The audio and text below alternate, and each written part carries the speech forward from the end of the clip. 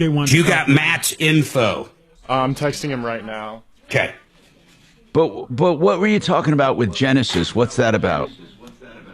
Mark He's got a 2-minute call today. Yeah. Mark is.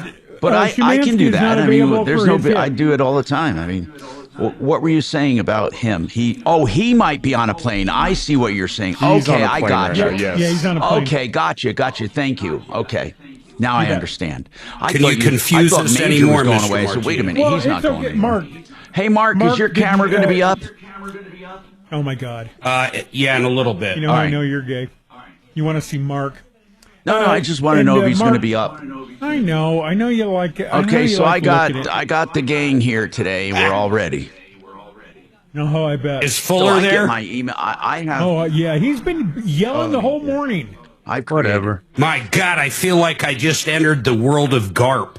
I've created a hopper like for my show. Do you mean where John Lithgow accidentally where gets I actually funnel emails? Gets his knob polished. Actually go in and summarize polished, chopped off, bitten off. Yeah, I know. I love that. Sort of. I mean, I don't love it. Yeah, well, you know. Okay, here you go. Here's the station. Really prevent it from being able to do really any kind of work with the U.S. So how government. you doing, Doc? And the Pentagon is going even further to say that it would not even allow any kind of government contractor to do anything with Claude. Claude is Anthropic's AI chatbot. Goldman Sachs has upped its recession chances to 30%. It had been at 25%, but the bank says higher prices for energy and food because of fertilizer costs will be a challenge. I'm Sherry Preston, ABC News. Yeah, a lifetime. As an organ donor, your story doesn't have to end. The good in you can live on. In fact, you could save up to 8 lives with your gifts. Your heart could keep beating. Your kidneys could keep filtering. And your intestines could keep on digesting for others. All right, let me. And that's not all. You can improve the lives of 50 more people as an eye and tissue donor, restoring sight and health. And you're not just helping out the person receiving the transplant. K-How News Time, 10:03. In San Antonio. Cheers for a man from Pueblo who arrived back in the U.S. after being detained by the Taliban for more than a year. Dennis Coyle is an academic researcher and has been going to Kabul to study for the last 2 decades. He was arrested without charges in January of last year. The U.S. designated him as wrongfully detained 6 months later. Secretary of State Marco Rubio says in a social media post the release is a positive step toward ending the practice of hostage diplomacy.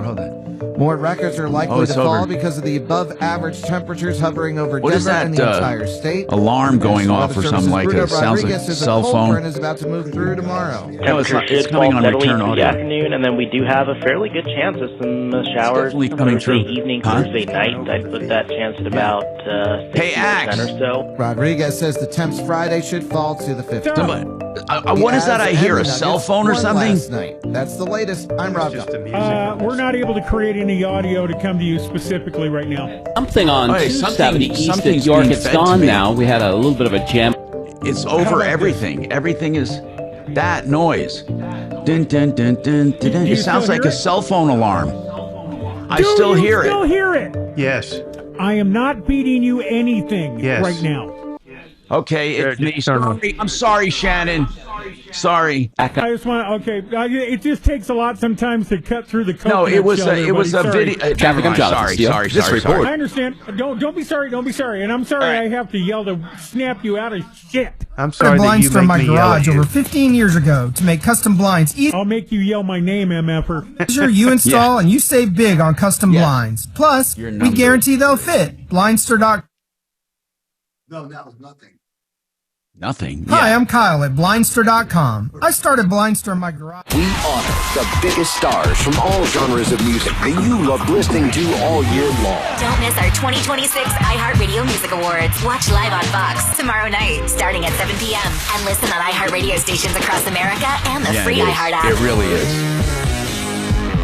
Trashy is a proud partner of the 2026 iHeartRadio Music Awards. This spring, turn your closet clutter into rewards with the Take Back Bag. Learn more and get started at trashy.io. Disable that. There is a setting for autoplay. Yeah, there is on the browser, right?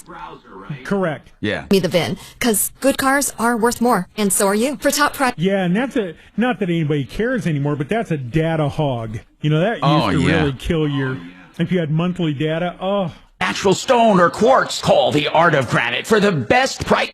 Since I kind of know my way around porn, I happen to be familiar with that. For the same stuff, visit their beautiful golden showroom or call 303-386-5919. Theartofgranite.com. 303-386-5919. Wholesale on all materials. Free tear out and haul away. 303-386-5919. Hi, I'm Gary Bell of the law firm of Bell & Pollock. Involved in a car crash?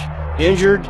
You should always call the police. If you want to know why, then listen to our Bell & Pollock Legal Injury Hub podcast on your favorite platform. Zero risk, guaranteed growth at mymoneymyway.com. Here's what's happening.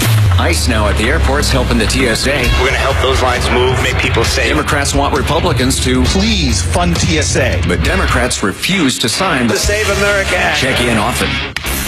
Talking about the news. That is good news, certainly. Denver's talk station. Wherever you go. Come on, let's go. Make 630 KHOW a preset. That's a good thing. On the free iHeartRadio app.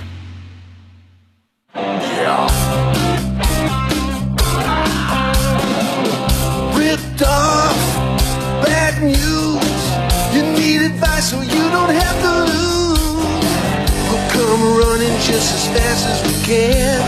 Troubleshooter's gonna help the common man. This is the Troubleshooter Show.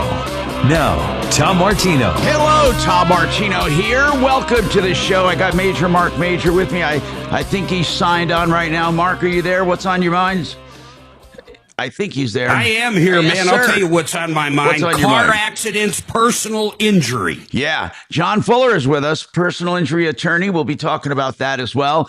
And there's a lot going on in the world of consumer advocacy, finance, personal finance, the economy, money. You know, this show truly is the only place to talk about these kinds of things, these everyday aches and pains, the things that make you tick, the things that tick you off. I've been saying that for years. Media with a purpose, where we get involved in your life. We really do. It's truly the only place. So you can relax and kick back, because we don't espouse any particular views or we don't try to change your politics or religion. We try to help you.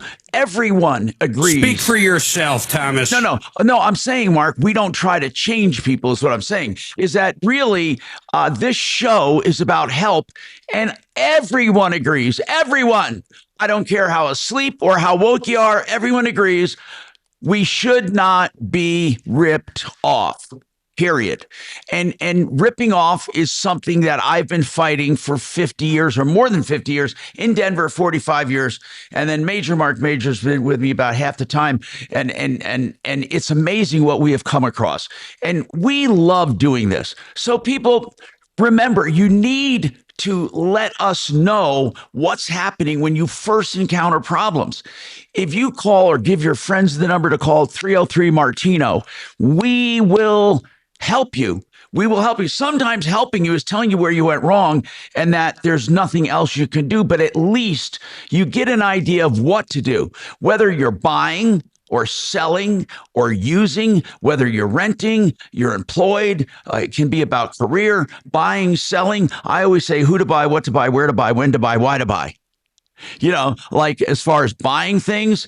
And who do we have today? Marc Mager, as we just heard, and John Fuller. And if you're streaming, I'll go to a wide shot. Mr. Fuller, thank you for being here. Appreciate that, John. John, I want to ask something silly. Are there seasons in your business? Are there seasons? And I mean that. Is it cyclical, where people don't do lawsuits or don't fight? Or is it like maybe more in the winter, more in the summer? Is your business as a personal injury attorney cyclical at all, sir? Not really. I mean, I've been doing this for 25 years or so. It really doesn't. You would think, oh, we've got a big, huge snowstorm. There's going to be a lot of accidents. But by the time they trickle in, you know, it just doesn't really it just doesn't play out that we've got a busy season. So there's not really a busy season. All right. Deputy Doc. But John, does it tie into like DUIs? Does it tie in from St. Patty's Day and stuff like that? Or New Year's? Stuff like all that stuff, comes into play. So you may have, a nice, summertime where people are out at the lake and screwing around and drinking and stuff like that. And that's going to contribute to accidents, but no more so than a heavy snowstorm. So they kind of balance each other out. And you've got kind of the normal, percentage of people on the roads that cause accidents. 303 Martino, by the way, 24/7, 303-627-8466. Deputy Doc, go ahead. For John. Yeah. When you get a DUI, they take away your license and go through whatever it is the repercussions are. If you get a DUI when you're boating, what are the repercussions, if any, of that? Well, do they give out DUIs for? Yeah, absolutely they do. It's an alcohol offense, just like any other offense. It really is. Wow. And doesn't affect your driver's license. It doesn't affect your license in the sense that you get points, but it's considered an alcohol offense, so that if you have a subsequent DUI in a car, it's considered a second offense. Really? Oh, wow. Yeah. Okay. And it carries with it all the other penalties like the alcohol class and all that kind of stuff. So it's very much like it, just without the points and the mandatory revocation that comes along with it. How many years were you a practicing physician, Doc? Over 40. Okay. And you did, your main groove was babies. You not a pediatrician. You delivered half obstetrics and half gynecology. Okay. In the part where obstetrics is where the babies are born, right? Is there a busy season? I often wondered about that. Yes. No, seriously, there is? Yeah, because, when people are inside in the winter, they have sex. Sex more than in the summertime. So then the babies come later on in the end part of the year.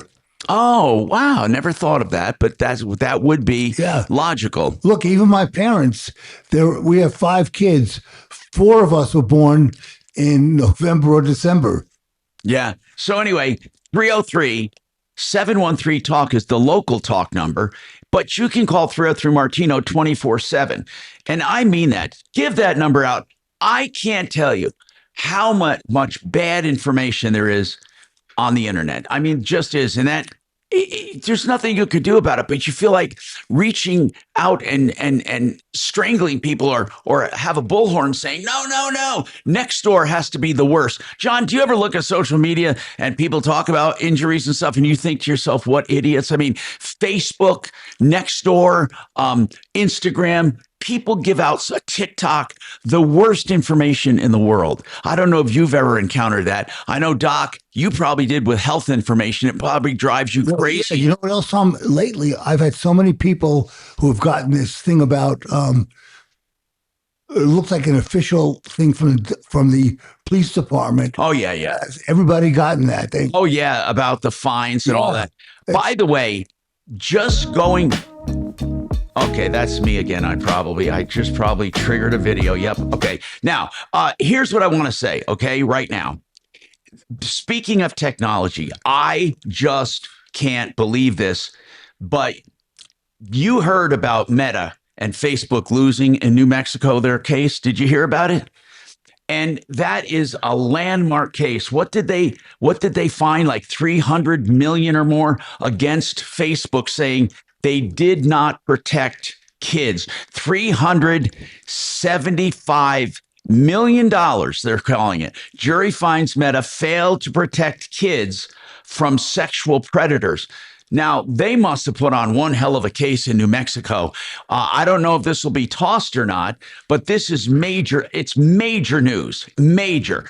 And when it comes to technology, there's some other major news that counteracts that one. I'll tell you in a second. But this one, Mark, I don't know if you heard about this, but the New Mexico prosecutors really did a job on Facebook and Meta, saying that they had algorithms that literally serve up bad things to kids and makes them targets with their intelligence. I used to call it algorithms. Now, I guess it is algorithms, but the jury found him guilty.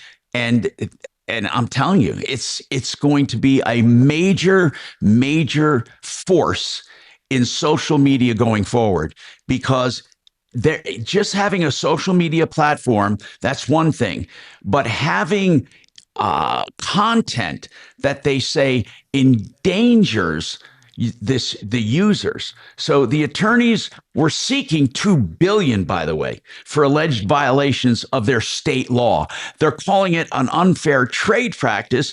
It was brought by the New Mexico Attorney General, Raul Torres. Now, there were numerous trials across the country doing the same thing, but Meta pushed back saying that they are not, what they really said was they protect people. They're not, they have taken steps, especially not to harm children. But, and they say we've built this innovative system and we have millions of people using it. And it's ridiculous to assume that we're doing this on purpose or out of negligence.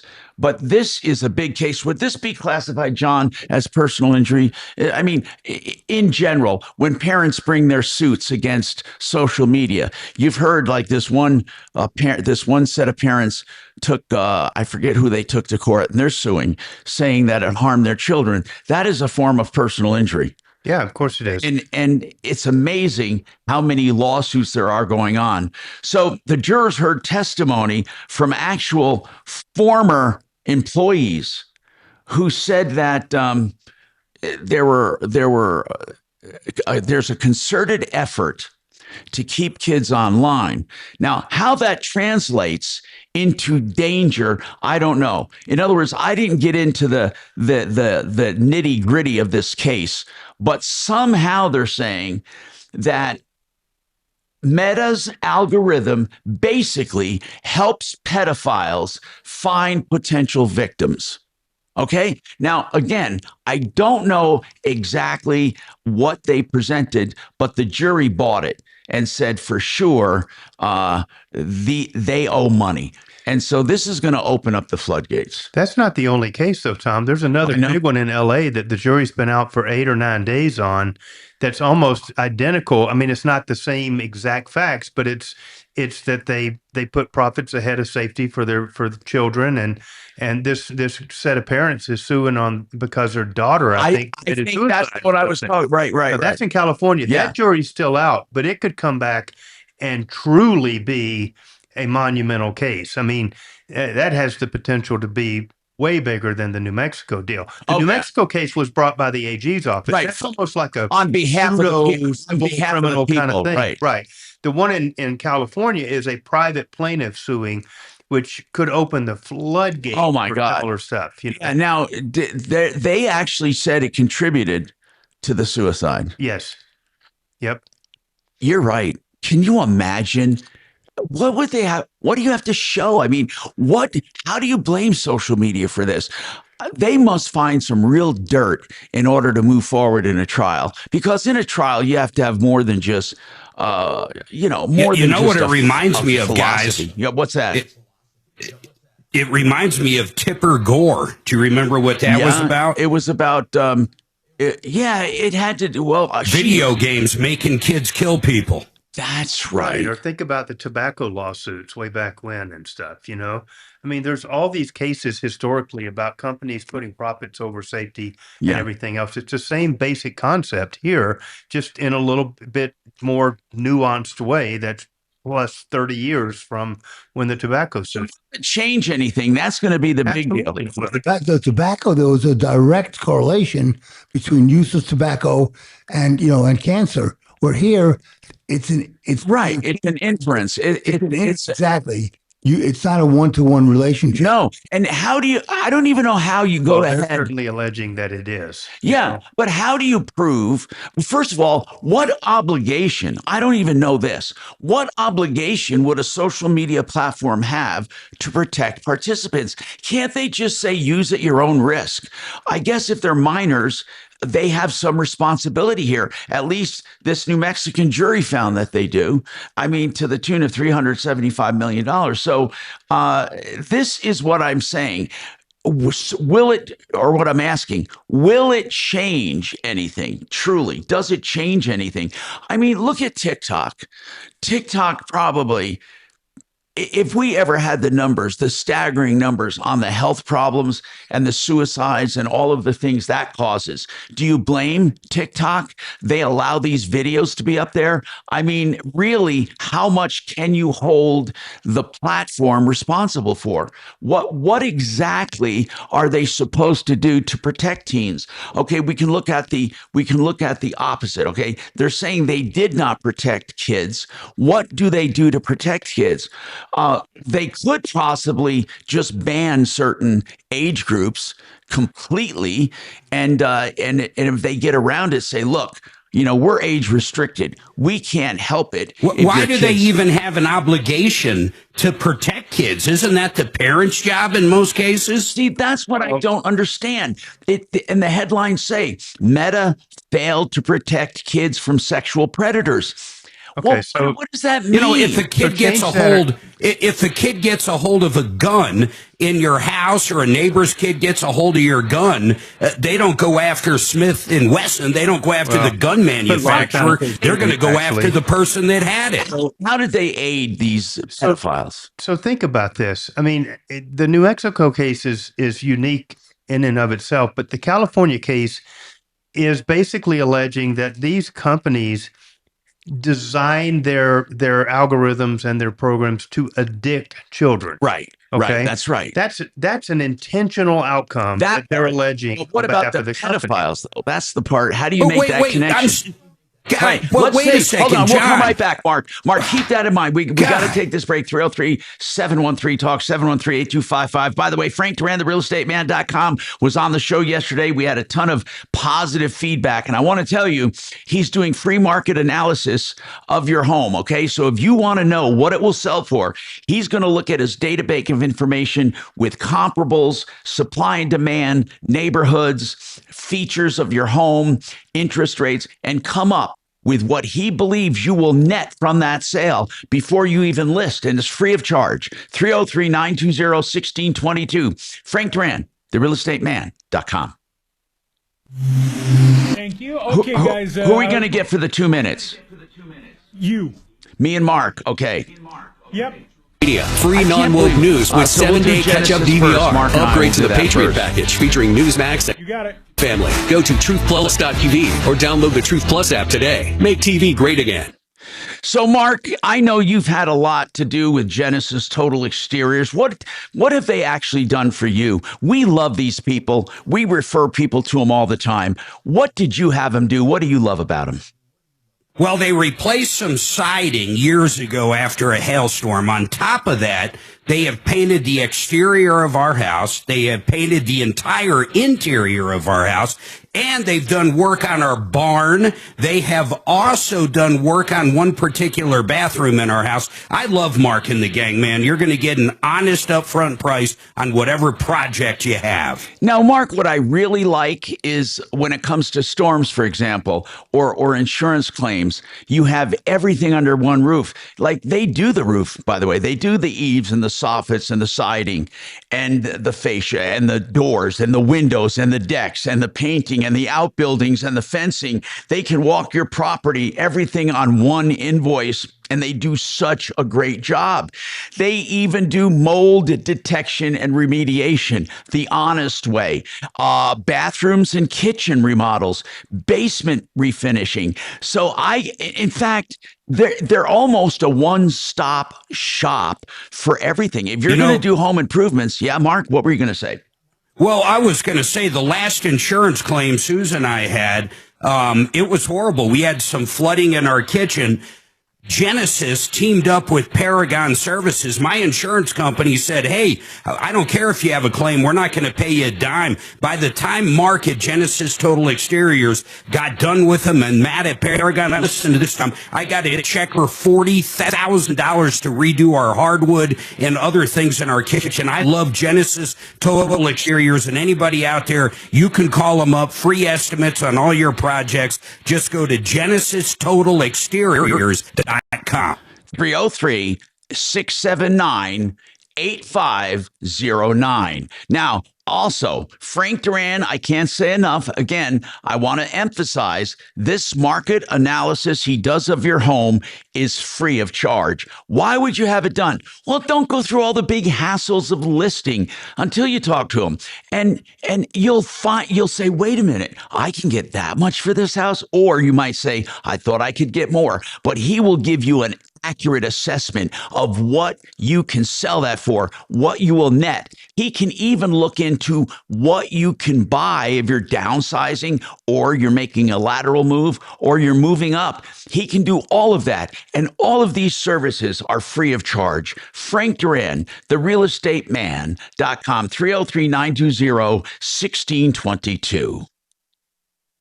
Very nice. That was awesome. Thank you. Oh, my God, like watching ballerinas. Okay. I had it buttoned up at exactly 2 minutes, just saying. Like you're going to stop Tom. Tom is an unstoppable I just don't understand, though. That's the part I don't understand the case. We know you don't understand. No, I just don't know how Facebook made them fodder for predators. I don't get it. Ask Bo. Okay, now I found out some of this. I'm reading some of the background. Okay, this is different. Okay. Yeah.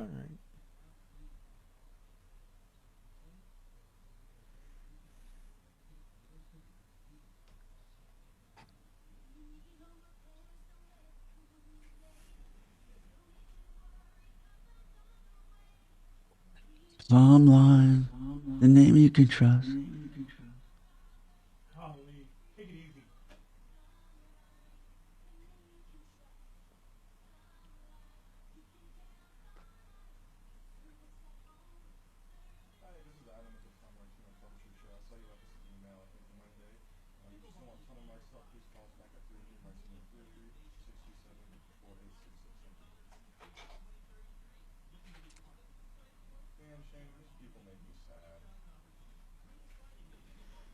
Adam's bummed out, man. I don't know how long he's going to last. It's not my fault this time. Has someone left because of you? Oh, my gosh. Oh, my God. Oh, over the years, it's been rough. I had one manager talk to a guy that was quitting, and then the manager comes to me after their exit meeting, and he goes, "That dude wants you so dead." Woo, I don't even... we would call the cops, but I kind of agreed with him. God damn it, really? I kind of agreed with him. Son of a... And that dude was caught peeing on the chairs in the studio. Wait, really? Yeah. The hell? No kidding.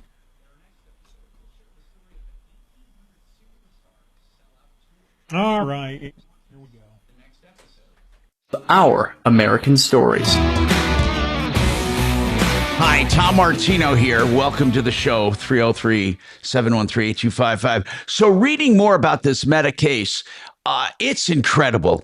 What they did in New Mexico, they set up some fake accounts as if by children, and they say they were bombarded with older men seeking to hook up with these fake accounts. These fake accounts were younger women and or girls and boys, allegedly, not allegedly, but they posed as girls and boys. And they said it took no time for them to start receiving messages. So what they're saying is... Did the fake accounts do anything to induce? In other words... it doesn't really go into that. What it says is they truly feel like just the opposite. They feel like they make it too easy for pedophiles. Yeah, that there's no protection. Yes. But what I'm saying is the accounts say I'm looking for. Well, no. It says they were. What they did was they set up one profile, for example, got 6,700 followers on Facebook within just a few weeks. Most of them were males around 40 years old, 30 to 40 years old, following these children. So, and then they say the messages and chats were filled to this girl, this fake account with pictures and videos of genitalia and also exposed penises. And they said this fake account, received messages 3 to 4 times a week, trying to hit up this girl to meet them and to be with them. And some of them offering her hundreds of thousands of dollars to be in porn videos. But I don't know. Again, this is not a good thing, but as Mark brought out, where are the parents? All right. Shouldn't they control what their kids are doing? How do you blame Facebook for this? If all the kids... I don't even understand. You just said something I didn't even get. So they set up all these fake accounts. First thing I think is entrapment. But second thing I think of how to catch a predator. Right. That how to catch a predator. Go ahead. Yeah, you were saying that, like that TV show. Are you saying that maybe the entrapment was they almost every one of those? The reason that TV show went away is everything was overturned on it. Well, yes, that's true. They're saying it was entrapment. This particular thing, again, without getting into every detail, these fake accounts, they said they had to do nothing but simply set up an account. And being a young man or a young woman, a boy or a girl, they were almost within a week or so hit up by these predators. So I don't know how Facebook can stop that. Look, now, these cases, any of these tech versus kid cases, almost every single time get chewed up and spit out on appeal, even the first appeal. So what you're saying that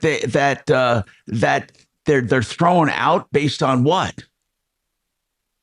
Based upon other judges look at it and are more reasonable. Okay. Yeah, that could be. This is a jury. John, do you think they're going to obviously appeal this? Facebook said they're going to appeal it. And they say that there's no way this can be upheld. What do you think? Well, they're certainly going to appeal it. I don't know if it's going to stand up or not. I mean, it's not a rogue judge. It's a jury.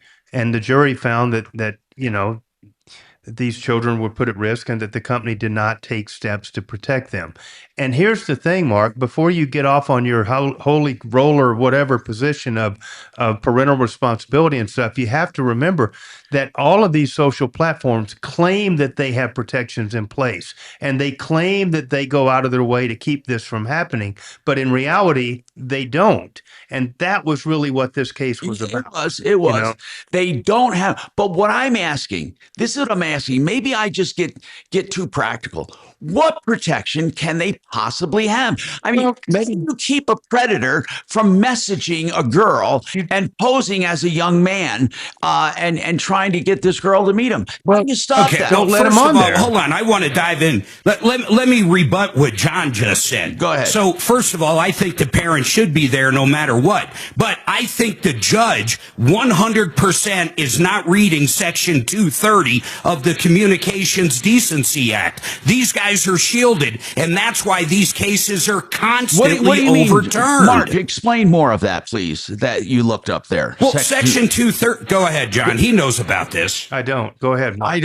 Well, Mark, we don't. We were just... Yeah. Section 230, 1996, federal law. It shields platforms from liability against user-generated content. Simple as that. If you decided to upload porn, child porn, to your Dropbox isn't in trouble for porn. Your ass is.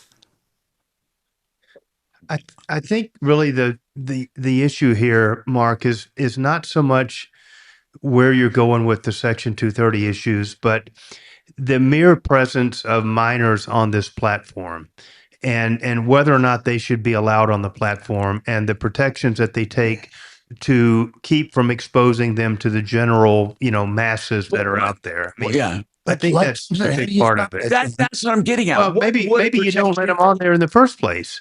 You know, I mean, maybe it's like anything else. It goes back to how do you stop a 10-year-old from getting your gun and shooting their sibling on accident? Well, you lock it up in a safe and make sure they can't get it. Yeah, but Mark, I mean, we're way beyond the point where they've started holding parents responsible for that, and there are parents in jail for their kids shooting up schools and stuff. Okay, I agree. Now, you know, I mean, way beyond that. Speaking of this topic, Mark talked about this.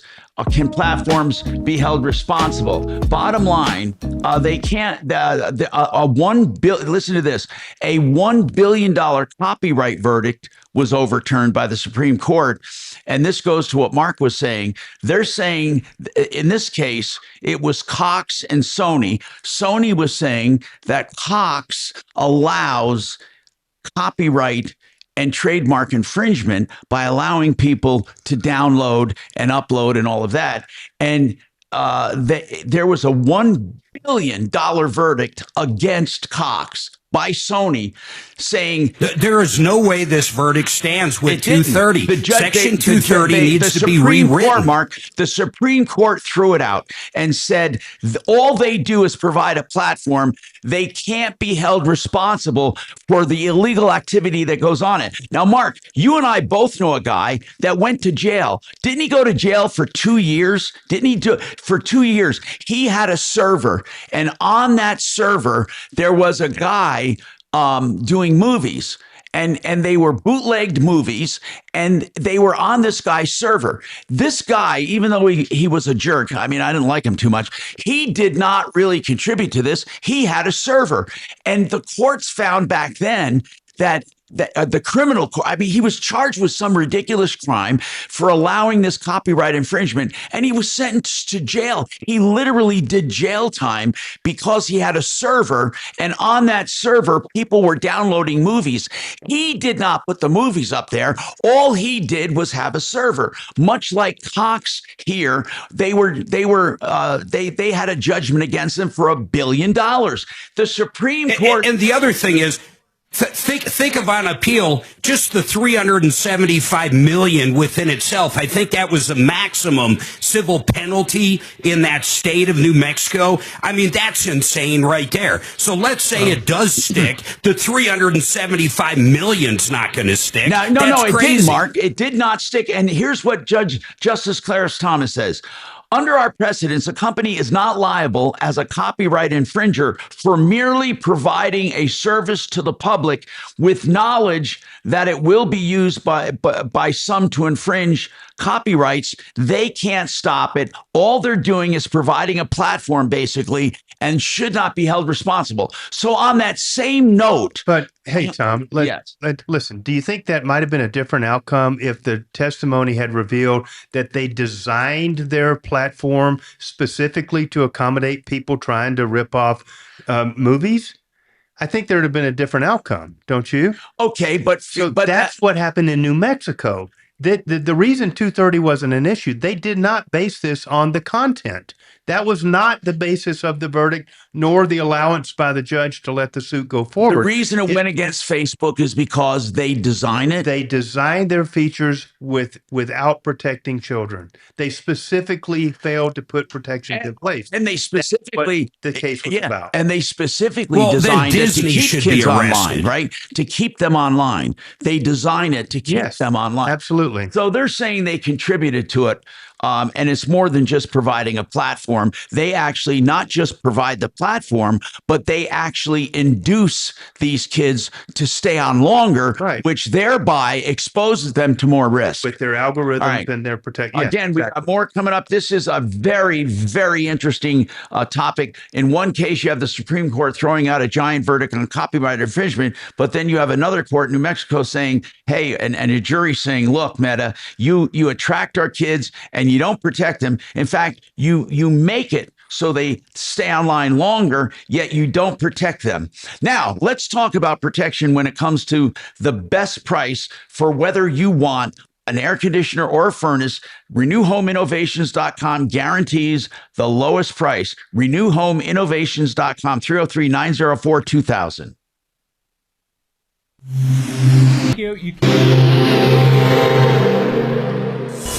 is Denver's talk station with Tom Martino. Now, Dan Kaplis today at 4, 630 KHOW, Denver. Now, impact traffic. Yeah, we're still in pretty good shape. They cleared off one accident, I-76 at 74th. Backups have dissipated quite nicely. 270 looks great coming out of Commerce City. Really not much freeway volume at all. Slight slowing I-25 south coming in downtown around Spear. South on Santa Fe, Mississippi's backed up. That's a construction zone. And US 6 also is construction zone. Thing. Heading up Clear Creek Canyon. We've got a closure on 6th at Johnson Road. This is getting into Golden. And we actually had an accident over at Denver West and Colfax. With traffic, I'm Jonathan Steele. This report is sponsored by the Rogue Recap with Linda McLaughlin. Hey, if you're looking for news you can't get anywhere else, then you're a lot like me. I started the Rogue Recap because I wanted to talk about things I just wasn't hearing. So join me on my podcast, Rogue Recap with Linda McLaughlin, anywhere you listen to podcasts. Can't wait to see you there.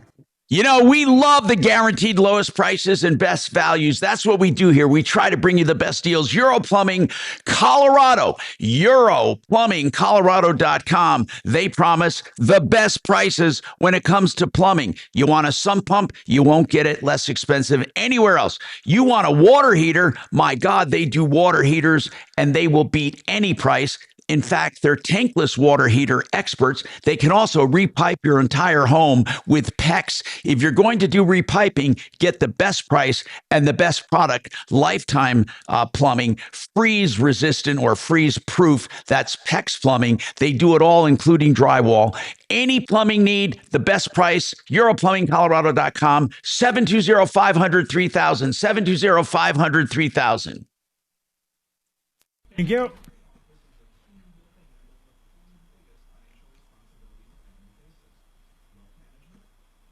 So their argument looking at New Mexico. Yeah, he's talking. Put your headset so you can hear him. No matter how I look at this, it's still all caused by third-party publishing. Right, that's what 230 is all about. No matter what, it's all caused by third party. No, it isn't. Facebook designed addictive algorithms. My way. No, Facebook designed addictive algorithms and failed to implement age verification. Those are affirmative acts by Facebook and not third parties. That's what the jury determined, Mark. You cannot like it or disagree Ultimately, with it. the third parties are the one, in this case, New Mexico themselves, are the one that's posting this stuff. It is a third party. No, it isn't. I don't think so. I love this. I think it's a novel legal theory. They pulled it off. They got around to the 30, and who knows? It may stand, it may not. But how do our morons that's how they feel? got there. How do our morons feel? Well, if it doesn't stand, you can go after Disney for showing people that transgender and then later in life need surgery to reverse back. I mean, you're opening up the door to anything in the world. Yeah, maybe so. Do you need a lawyer? And Tom, I thought when you said we knew somebody that got in trouble, I thought you were going to mention Scott, our former coworker. Oh my God, do you remember that? Wow. It was awesome. From that guy, I learned the lesson in a chat room to always ask, "You a cop?" What is he doing right now? He was selling barbecues in the mountains for a while. I liked him. He gave me a lot of NASCAR collectibles. Oh my God, I have cases of. You know, they had a good. They had a good thing going. Frickle. He and Maxwell, right? Oh my, the best. That was such a great operation over there. I had some dude back in the day when I used to handle criminal cases many moons ago that agreed in a chat room to go meet what he thought was a young lady in the parking lot of a convenience store. Okay. On his wedding date, okay? Oh, no. Well, you gotta knock the rust off the pipes before you go. On his wedding date. He actually was busted on his wedding day? Yes, Come on. He was going to meet someone on his wedding day? Yes, he was. And was very explicit about what his intentions were. There was no doubt about it. I like when the guys show up with popcorn in a movie and they think they're going to meet a 10-year-old or a 12-year-old girl. I remember that. Oh God, that was the best show ever. Absolutely. Mark, you say all those got overturned? You know, say that again. I said all those got overturned. Oh yeah, all the anybody that was actually arrested because of that show eventually was overturned. Yes, Doc. Wow.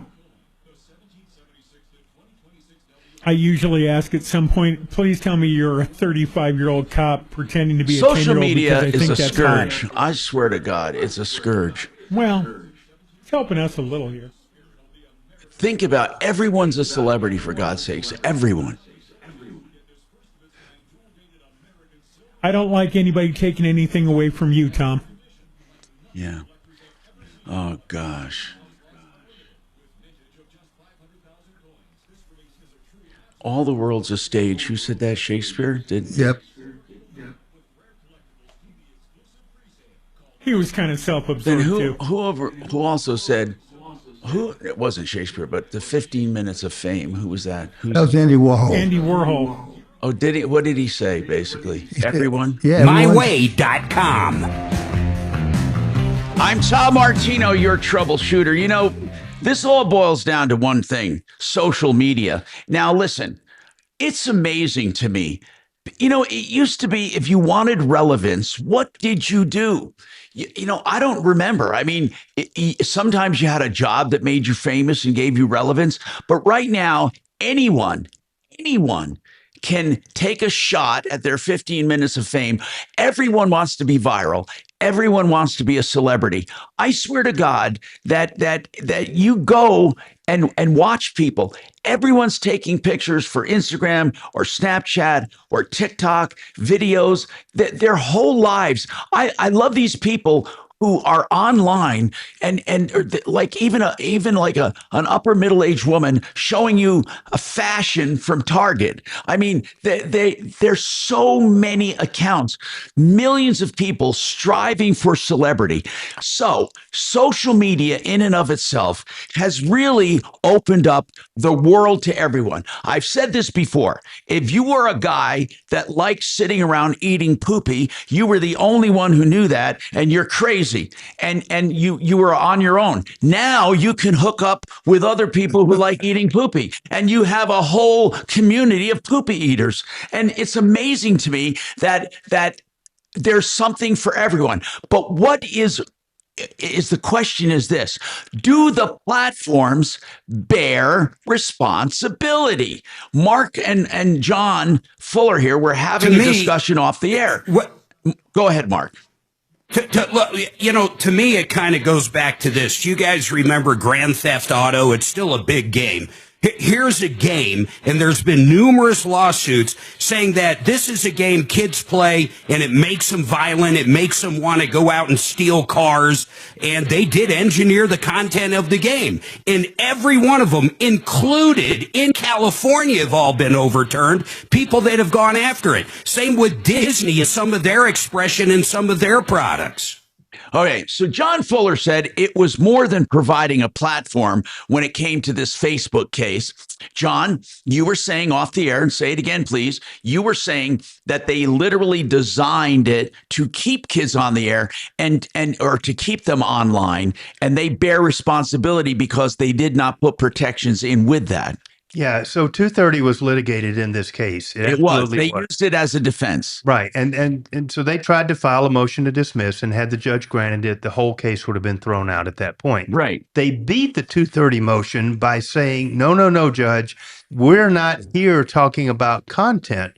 We're here specifically alleging that they failed to protect children and designed algorithms and stuff to get around age verification, and rather than them acting as a publisher of third-party content. So they focused specifically on, and the evidence apparently showed that Facebook and them set out to design their algorithms in such a way as to entice these children in and to stay as part of their members, and even potentially, I don't know, but to let these predators out there find them. But what would a protection be? Just age verification is the no first one. predators allowed. I mean, really, that's what I don't understand.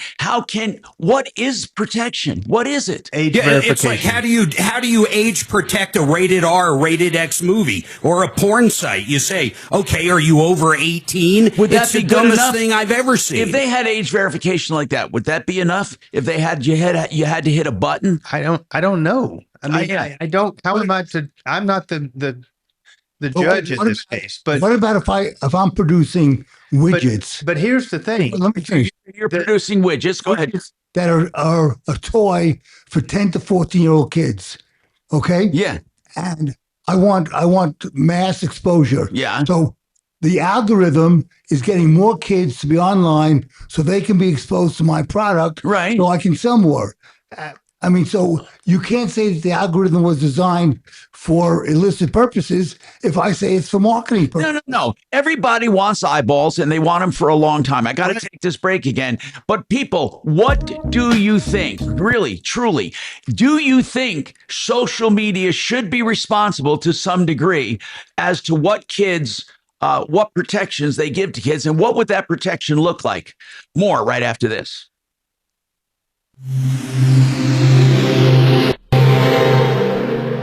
Now, impact traffic.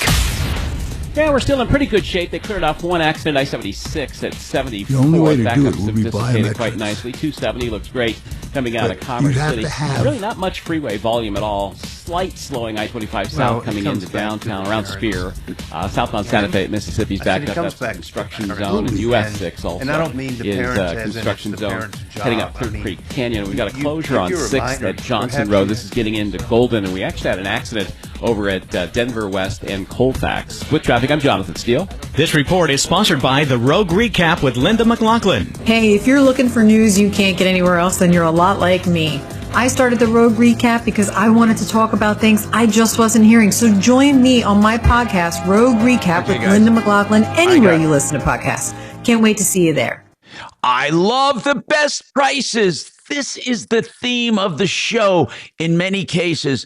The best value, the best prices, discountbath.com. Discountbath.com. Give them a call. They love to talk price, and they love when you compare because they know you're going to find them. Whether it's your fix and flip, a rental, or your dream home, they have all levels of trim and finish. They can do walk-in showers, for example, for $9,888, under 10 grand, fully installed, 100%. A walk-in shower, beautiful walk-in shower with no maintenance. So they can do a complete bathroom remodel at the best price, or they can build you a bath, maybe in that basement area where you have it roughed in.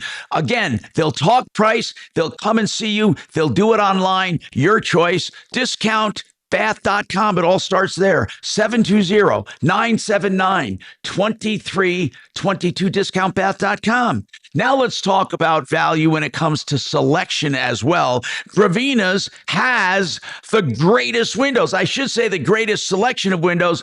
Listen to this. 50 lines of windows. Who does that? You know, when you go to a place that, claims to be the best and they have one line, one product, how can they possibly be the best? You can pick the best for you with Gravina's. 50 lines and multiple lines of siding and doors, and they're there to help you with low maintenance, beautification, and value to your home. Gravina's 303 Gravina, 950 West Evans. That's 950 West Evans, 303 Gravina, or gravinas.com. Thank you. How would you want those biometrics handled, Doc? Fingerprint, face, penis print. I was going to say full frontal nudity, so we can really determine your age. I'm telling you, man, there is no answer. There's no answer. I think Mark said it. Parents, that's the answer. If you're strict, be strict. About the time we figure it out, aliens are going to land and eat us. I'm really serious. Kids, They take a footprint when kids are born. So what if they take a picture of your eye? Your iris. And biometric. In the next 10 years, retinal scanner. A retinal scanner. That's a good one. Well, see how we're having a hard time getting people to show an ID to vote. I don't know that we'll be able to get anybody to show an ID to jerk off online. No offense.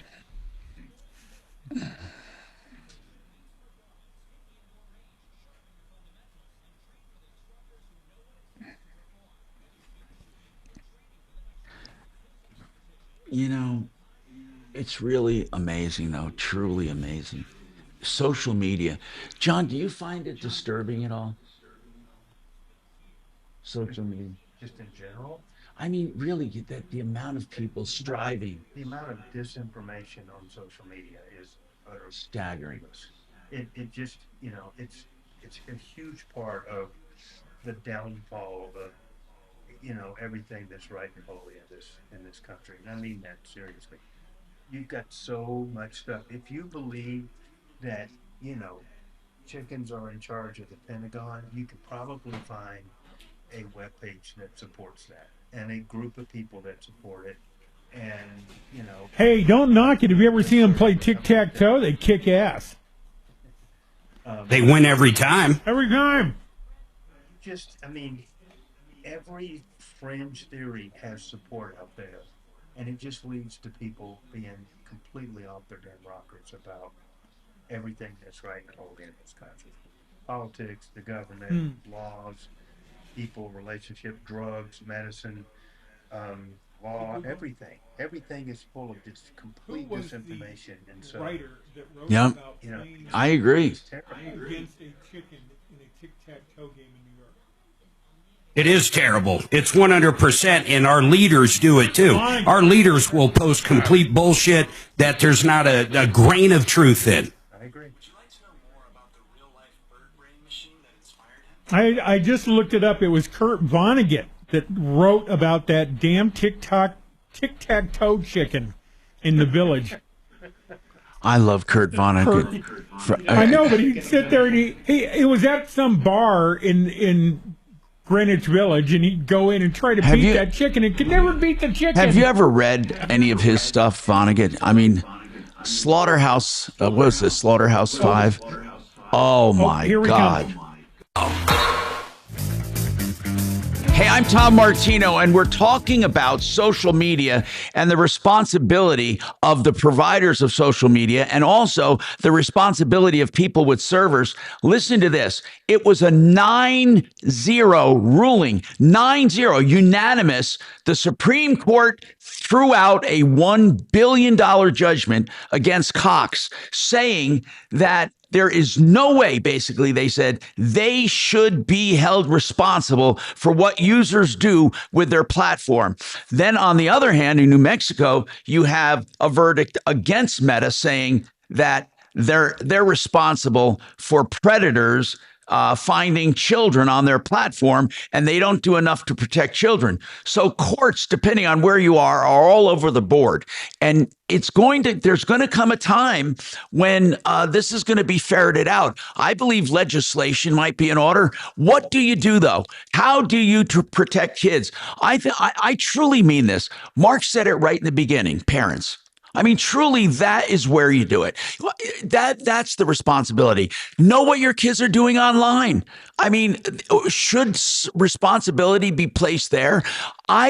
You can't possibly police everything, but as far as the authorities, you can't police all social media.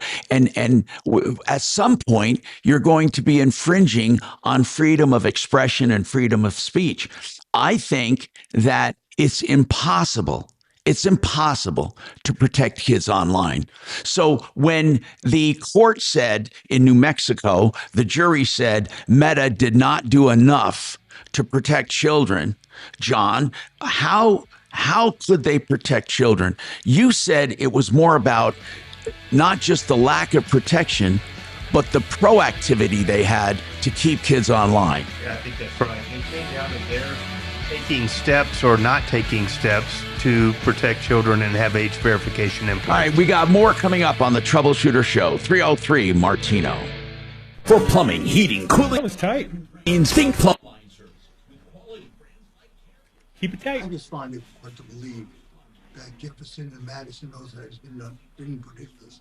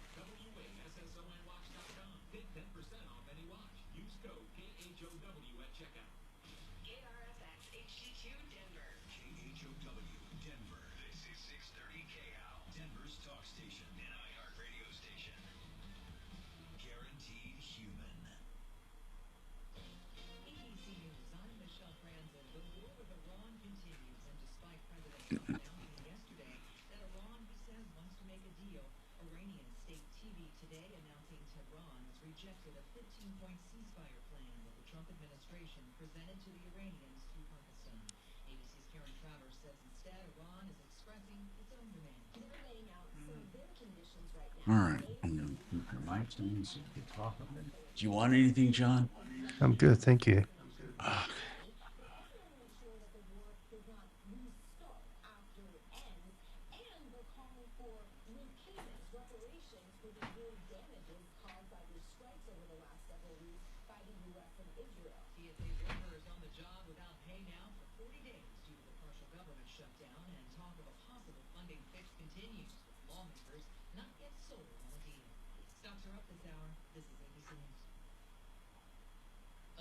Judge appearing skeptical of the Pentagon's attempt to designate AI company Anthropic as a supply chain risk. Anthropic has argued they're being unfairly punished by the Trump administration after it opposed the use of its AI program for mass surveillance or lethal autonomous warfare. During a hearing on Tuesday, a federal judge in San Francisco appeared to agree, saying that banning the company from any government use appears retaliatory, while the Pentagon's public clash with AI company. The judge said she plans to issue a decision over the next few days. Peter Haralambous, ABC News. A new record set at Philadelphia Airport. Long lines become a common-sided airport. This line in Philadelphia International had nothing. John, it's a little like bull riding over there. Proud of you hanging on. Yeah.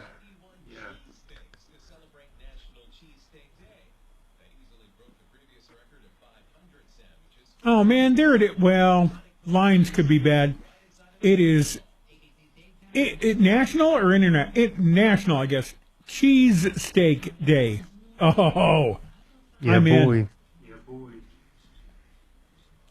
Do you ever get one in Philly?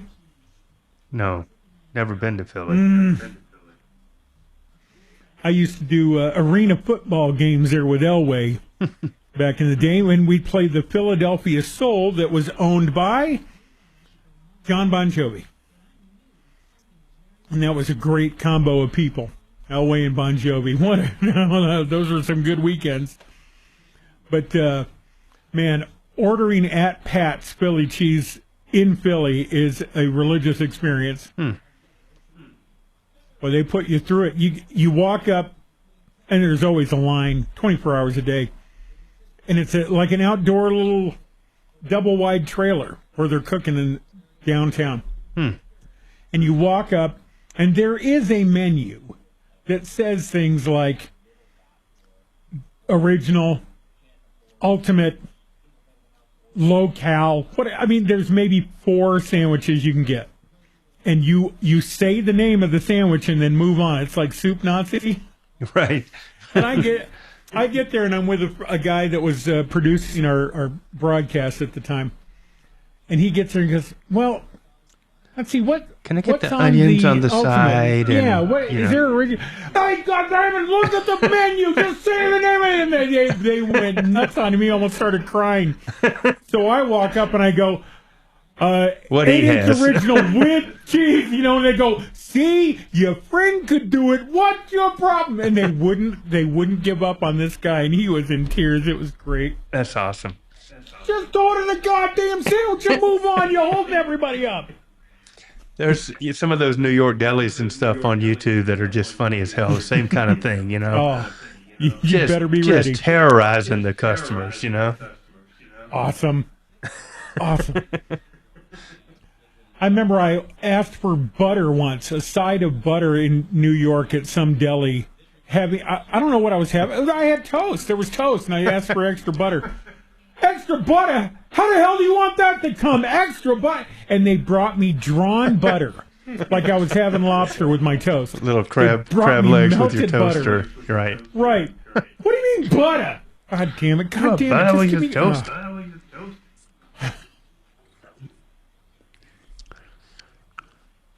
Have you ever heard of? All right.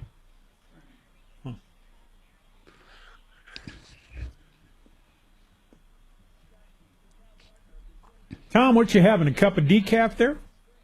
Yeah. Yep. No, not decaf at all. Oh, okay.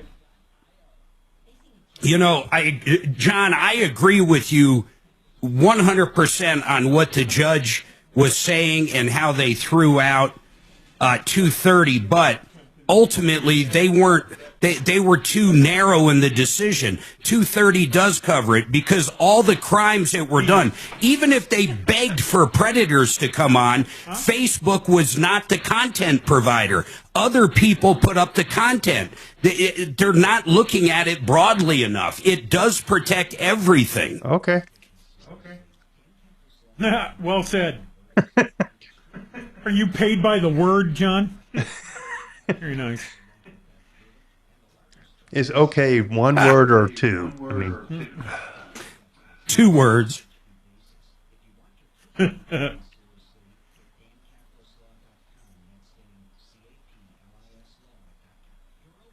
So, John, guess what? So I told you, because of my dad's age, we're bringing him lake fishing, my son and I. Mm-hmm. Then him and I rented a charter leaving Port Canaveral, and we're actually going to go shark fishing. Oh, They've been boy. catching shark, apparently. They catch sharks every day of the year. I haven't. I'm looking forward to it. Okay. You've certainly gotten a If lot they of can get a crabs over the sucker to years. pay to go shark fishing, Mark, you're why that don't guy, you Mark. You can eat. Oh, get out of here. You're that guy. That's like paying to go carp fishing. Yeah, catch something that you can eat. Bad news. You need advice so you don't have to lose. We'll come running just as fast as we can. Troubleshooter's gonna help the common man. This is the Troubleshooter Show. Now, Tom Martino. Hello, I'm Tom Martino. Welcome to the show. We are here fighting for your rights and trying to basically keep you from making mistakes. If you had a problem buying or selling or somebody lying to you, cheating you, ripping you off, whatever the thing be, it's everyday stuff we talk about, and we try to get directly involved to help you. So welcome to the only show of its kind anywhere, truly. This hour brought to you by waterpros.net, the absolute best water systems at the lowest prices, bar none. Drinking water at the kitchen sink, $1,100 fully installed. If you need softening or conditioning, and most people do, get healthy water at waterpros.net. Truly, you'll never find it for less expensive anywhere. Plumbers are outrageous when it comes to this stuff. They're very, very reasonable at WaterPros, 303-862-5554. You know, what we try to strive here to do on the show is bring you people that believe in the best pricing, because price is important. Look, you can't predict, you can't control, and you can't necessarily tell people what to charge, but we love value and we love the best prices when it comes to everything. That doesn't mean we guarantee that you'll always get the lowest price unless we say it. And when we say it, we mean it. John Fuller's with us. I got a question for John. John Fuller, personal injury attorney, our guest today, John Fuller. Go ahead, Mark. Yeah, John, honestly, in 2026, Colorado raised the cap on non-economic damages. How does that truly affect anybody out there? Have you seen a difference? Well, let's talk about what non-economic damages are, John. So in pretty much every, injury type case, you've got two main categories of damages, economic and non-economic. So economic are things that have dollar signs attached to them, like medical bills, loss of wages, those kind of things. Non-economics are the human losses, the pain and the, loss of opportunity, the suffering, the inability to do the things that you love, Right. the impact on your relationship with the people in your family, those kind of things. And yes, they raised the cap in Colorado, but realistically, the caps were only in play for a small majority of cases, that come up. I mean, there's only so many catastrophic cases that existed where people were truly victimized by the legislature. And that's really what it came down to is the laws were in place to where a legislative body decided that it wasn't okay for you to collect for the damage that somebody did to you. And so they finally rectified that by raising the cap significantly. But still, there's a variety of categories, and it depends on when it was filed. And so it's a bit hard to say in just a single answer, but there are caps. And what the legislature is essentially trying to do, like they do with everything else, is to put stopgap measures in to prevent juries from overcompensating people. And you hear about these runaway juries, or some would argue that the jury in New Mexico is the same way. But yes, they finally raised it. Now, a more important thing to do, and one that would have more impact on Coloradans, would be to raise the abysmally low limits we have on car insurance. In other words, state minimums right now don't cover anything. 25 grand just doesn't do much of anything. I can't tell you.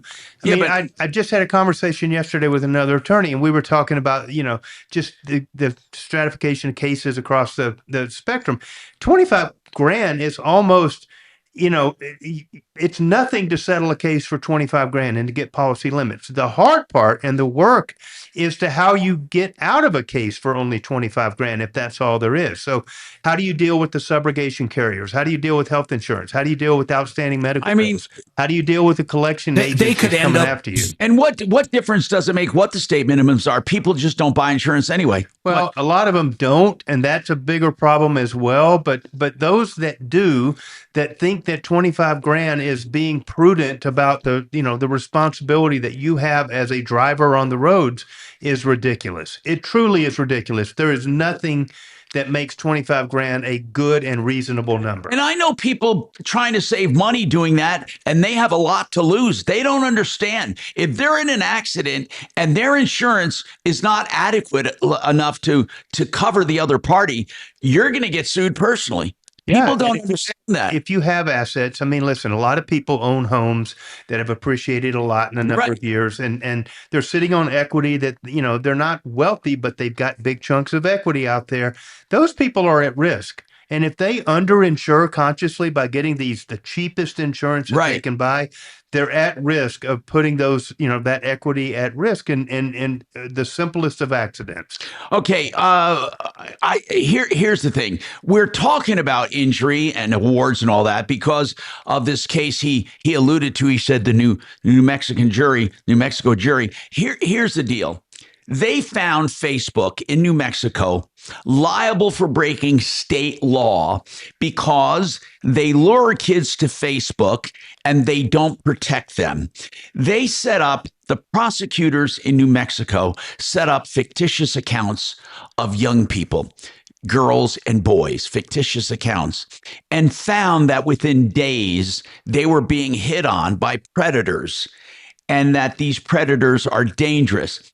And the jury awarded 375. Was it 375 million? Yeah. Yes. 375 million in penalties against Meta because they said Meta does not protect their kids. Where did this money go? Is this a fine or is this an award to someone? It's a fine. This particular case was brought by the AG of New Mexico. So it's a fine. That would go into the state coffers. Right. Yeah. So they were penalized 375. 303 Martino 303. We lost you for a sec. You ready? All right, I'm back. By the way, we're talking about everything, not just. I don't know how we. I'm sorry, Mark. I'm sorry. How much of that did we miss? We were talking about the $375 million. Every bit of it. Oh my God. Okay. Anyway, we have the jury in New Mexico. We were talking about damages. The jury in New Mexico found that Meta should be responsible for not protecting children, in a nutshell. That Facebook doesn't protect children, and they are a hunting ground for predators, and that they should be penalized for it. Tom, what was the content of the accounts that they set up? I don't know. I didn't get into that. If you say, well, look, I'm a 14-year-old girl, I'm lonely, I'm looking for some company. I don't know if they did that or not. I know what you're saying. That's how it went down. Troy has a comment. Go ahead, Troy. 303 Martino, 303-627-8466. Troy, what's your comment? Hey, Tom, I think we have this argument upside down. Why are we talking about Meta not protecting our kids from predators? Why are we not talking about going after these predators? Our state is horrible about going after these predators. So, if you have a store, like when I was in high school, I would go into the grocery store. I'd buy cigarettes all the time. My parents couldn't stop me. So, you can put controls in place to make it a little bit safer. And I argue that with John that Facebook does have. No, I understand. It's a good point. It's a good point. I believe. Yeah, but John, but John's also talking about what happened, what the jury actually found and why they found it. He's not saying he agrees or disagrees with it. He's just saying what literally happened. Yeah, they said. Well, I agree, but I agree with you, Mark, that this whole case is going to get tossed on appeal. You really believe that? Yeah, I can't imagine it wouldn't. And Mark is using the Telecommunications Act as an example. Mark, you're talking about. That's the main example. I want to say this one more time to make my point a little clearer. So I understand maybe they didn't have roadblocks up. Maybe they even invited pedophiles. None of that matters in this case, and I'll tell you why. Because ultimately the crimes that were created, the state of New Mexico is the one that went onto Facebook and posted this stuff. They didn't create the content, and they are not responsible for other people's content. That is the bottom line in this. And John, how do you answer that when Mark says, look, they didn't create the content. All they did was provide a platform. The kids went on the platform and pedophiles found them, right? Yeah, here's basically how I answer Mark on this. Mark, you don't know what you're talking about. You've read one article or heard something on the news, and you assume all the evidence that was presented in this really long trial with John, Mark Zuckerberg and everybody else. Since I owned an internet company Mark, but in the early and late 90s that had to do with content. I understand Almost that, Mark. every single one that has to do with content is turned away. Okay, every time it's overturned. So I want John, go ahead, make your case. So that's great that you watch all these cases. I had thousands of people putting content on my servers all the time, John. I didn't start following this yesterday over this. Okay. I have watched it overturned every single time. I don't know why they didn't hire you. Tell me. So he is saying Meta just provided the platform. So finish your case. Now, by the way, John is not giving his personal opinion necessarily. No, he's talking about this case. In this case, how does it differ from what Mark is saying? Didn't they just provide? I think the message in this case that if you as a company create an environment and you take steps that facilitate this sort of activity going on, there are prosecutors just and jury members that are going to say that's not okay in our society, and that's what happened. And the law doesn't say the opposite. Mark, he's not saying. I would bet any dollar amount up to 10 grand this gets overturned. Unfortunately, it's going to take years. What John is saying is this case was not about them providing a platform. It was about them actually taking proactive measures to lure kids and keep them online. Yeah. It's like, Mark, if you and Tom well, sat around with your website. Guys, hold on. It's like if you and Tom sat around and said, look, we've got 230 here and it provides us a protection. So how about we create this little page here on the side and wink, wink, nod, nod. We're going to act like we have no idea what's going to happen here, but we're going to post photographs that are suggestive in nature. But, maybe we could come up with an innocent explanation. But that is but us the reality posting. is that is us posting. Yeah, John, but you that's just what said it. happened That's here. us posting. Facebook, Zuckerberg didn't post this stuff. But they sat around and created algorithms that facilitated it and encouraged the addictive nature of these particular sites to so children. does YouPorn. So does Pornhub. Oh, go and sue them. every case that's gone against them has been overturned. Okay. All right. So are they merely providing a platform? Because there was another case that said if you merely have a platform, you're not going to be held responsible. And again, this was from the Supreme Court. They tossed out a $1 billion verdict saying that Cox could not be held responsible for copyright infringement simply because they have a platform where people trade music and movies and they can't be held responsible. So we're talking about two different things. We're talking about providing a platform where the courts truly have weighed in and said, if all you're doing is providing a platform, you can't be held responsible for certain criminal activity. However, if you contribute to that content by luring people and keeping them online and feeding them content to keep them there, and then you don't protect them, that's a different level of responsibility. We got to take this break. I'm Tom Martino. More right after this. I still You got both of these, Mark, right? Tired of TV? Stream Truth Plus from Trump Media. Free non-woke news with 7-day catch-up DVR. Upgrade to the Patriot package featuring Newsmax and Great American Family. Go to truthplus.tv or download the Truth Plus app today. Make TV great again. You can download it. Jordan Keanu, let me ask you something, man. The stock market's been absolutely insane. Up and down, up 1,000, down 1,000. I think we're still $3,000 down, or I'm sorry, 3,000 points down on the S&P. It's going absolutely crazy. What can people do getting close to retirement so they don't have the anxiety of what's going on? Okay. Well, Mark, this is what our product is all about, is having that protection for when the market drops. With this product, with our annuity, you're able to grow your accounts when the market's up, but when the market's down like it has been, you have a floor. You can't go through it. You don't lose your money. You don't lose your earnings. And when the people who are ready to retire turn on that income stream, it pays for the rest of their life, no matter what the market's doing. Complicated.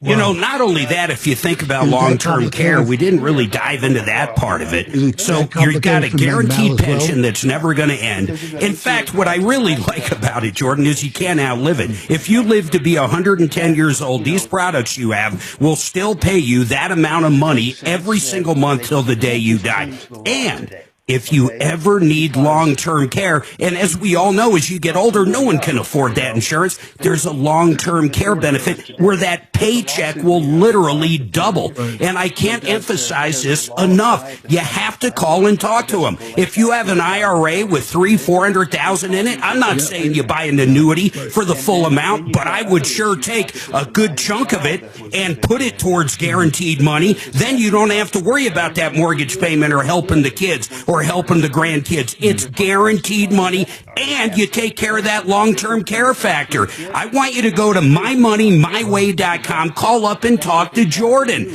Tell him your age. Ask how much can I get in that guaranteed money. mymoneymyway.com. Now, talk about a great lender. CMG, John Clace. This guy is remarkable. I don't care if you're looking for a reverse mortgage, a new purchase, a line of credit, or just cash out to pay off some high credit card debt. They have it all, and they're a direct lender. CMG is the bank. They loan out over $2 billion every single month. That means you're going to get low fees, by the way, and I mean it, low jury in fees Los and Angeles. great interest rates. I want you to go to the big man himself, John Direct. Reach out to him. By the way, the jury came back in California, Partnerinlending.com. Partnerinlending.com. Of it. Wow, you want to They look said it up? They were thinking about dismissing one of the people out of it, or they thought there was going to be a liability issue on one defendant, but maybe not another. Let's see what they say. Well, so I'm sure the malpractice rate's going to go up now because we were pretty low comparatively. You guys were stupid low, like 250. That's crazy. I'm not arguing that. I'm I just know, saying but it's just that's what kept my. stupid that you could limit the damages. I mean, if God dang, the lifelong consequences of almost anything to say is not worth more than $250,000 is crazy to me. To me. And the type of damages that we're talking about are not just a scar or something little, but life-altering issues. But wouldn't that be covered under non-economic? I mean, under economic damages? Not necessarily, unless it was a huge life care plan that threw up big dollar amounts. When you talk about the ability of somebody to walk, that's not economic. That's life. That's true. So that's the thing. It's like, well, their care is done. You lost a leg. It's healed. It's not there, but it's healed up. There's no more medical care. We can't put another leg on there. So the future economics are maybe some wage loss if it applies in the case, But there's another probably fast lane not that package for $6 much. more. So you're talking just how much faster is it going to be? non-economics. Okay? Hey, is this true? If you're lucky, $250 grand. You probably course don't know not. them. Their name's Mela. It's a small band. So that's crazy to say. We can't give them any of that. What's the That's venue? really what the Lost Lake? bottom line is. So Summit. Okay. Well, I mean, I guess they're, but God, Summit since it's a GA, Well, I'm they're glad going my to put you in the malpractice is front. only at the- 40,000, not 200,000. But wouldn't you just show up early for that? Yeah. If you're okay, if the $6 doesn't make that much of a No, it's difference. not going to break the. I'm going to buy it and figure out what the difference. Wow, look at you throwing cash around. Oh yeah, a whole $12 on top. yours in the trial. Are you trying to impress some girl? Hey, baby, I got the fast pass. Oh no, I'm going with my friend Aiden. Oh, whatever. I got Can the still be fast pass. impressive. We don't have to wait. Have found YouTube and Meta negligent in their operation of the platforms. The decision comes after Wherever you get your podcasts. Hi, Tom Martino here. Welcome to the show. Okay, listen, we have a lot more to talk about, but this thing, basically, I have something to say, and that is there's no way to depend on anyone online to protect you and to protect your kids. If you're a parent, you're going to have to truly supervise what your kids do online and supervise who they meet. Now, there have been tragic cases where kids are groomed online and they are lured away and they are victimized. It happens. But can you hold the platforms responsible? Well, we're going to see. The California verdict came back, by the way, John. Yep. Now, explain this is a landmark case. Explain what they were suing for in California. Once again, outside of 230, this trial centered on allegations that the social media companies addicted her to technology and exacerbated their daughter. her The parents depression said and suicidal thoughts. Okay, that the parents claim that the social media platform, who were they suing? Facebook? Well, they sued everybody: Meta, YouTube, TikTok, and they said that they are responsible for their daughter's suicidal thoughts. Well, they were. Let me see. I'm reading it. It's kind of real time here. That's going the down. daughter did not commit suicide. Is that true? She just was thinking about it.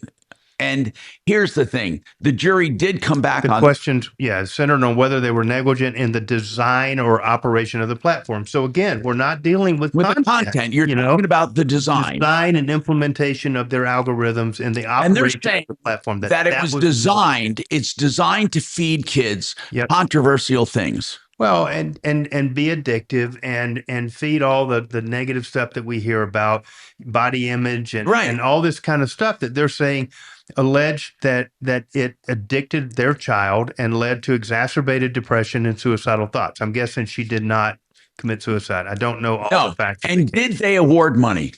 I don't think that's happened yet. In this particular case, jurors will decide the amount of damages. We're reading this live, by the way. We were just told that the jury came back. And here's what I see here. Jurors reached a verdict in the major trial involving Meta and Google's YouTube that could have repercussions. The verdict hasn't been announced. They've reached it, but it hasn't been. They were awarded $3 million. Oh, they were? It did. So that did come out. Okay. $3 million. Yeah, that's you know what? To me, that's at least reasonable. Okay. So here's the problem for TikTok and them. There are thousands of cases pending in the courts right now.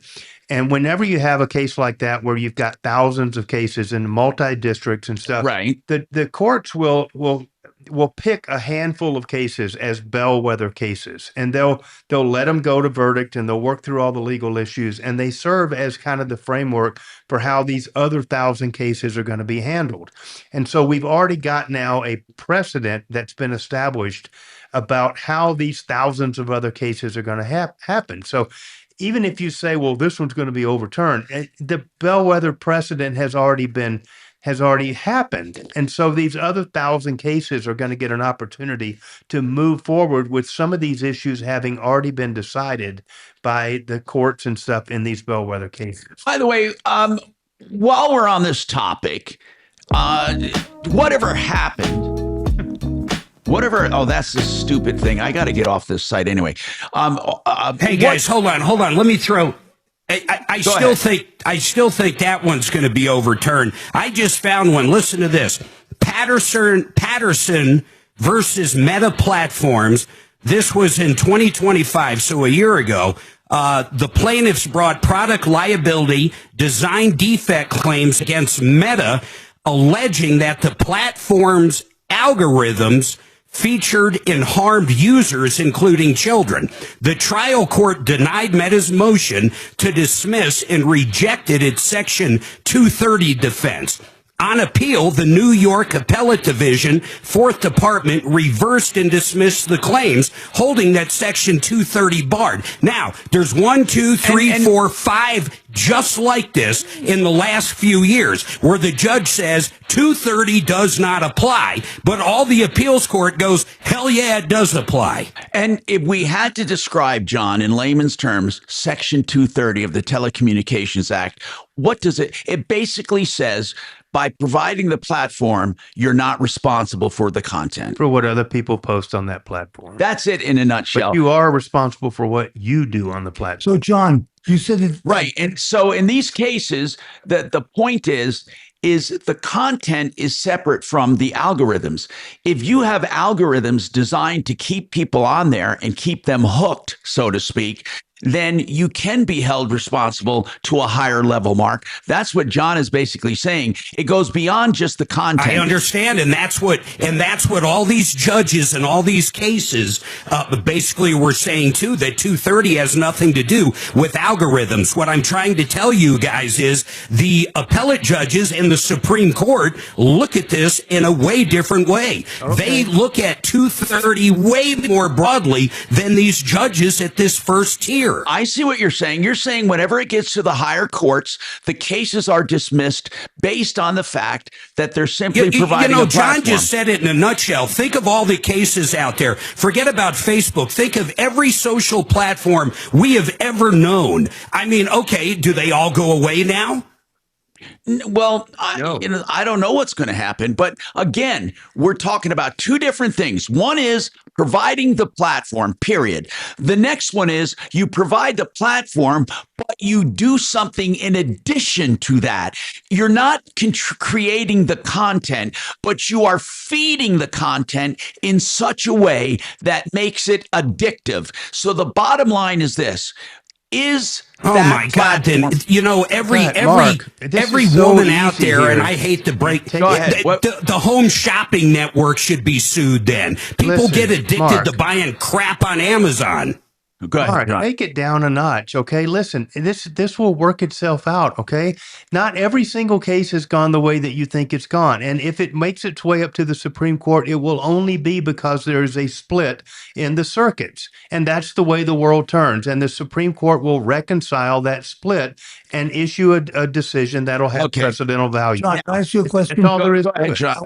Doc, quick. You said that I'm not taking a side, but if this gets overturned, does that have any effect on the cases that are pending? Because you said that for sure.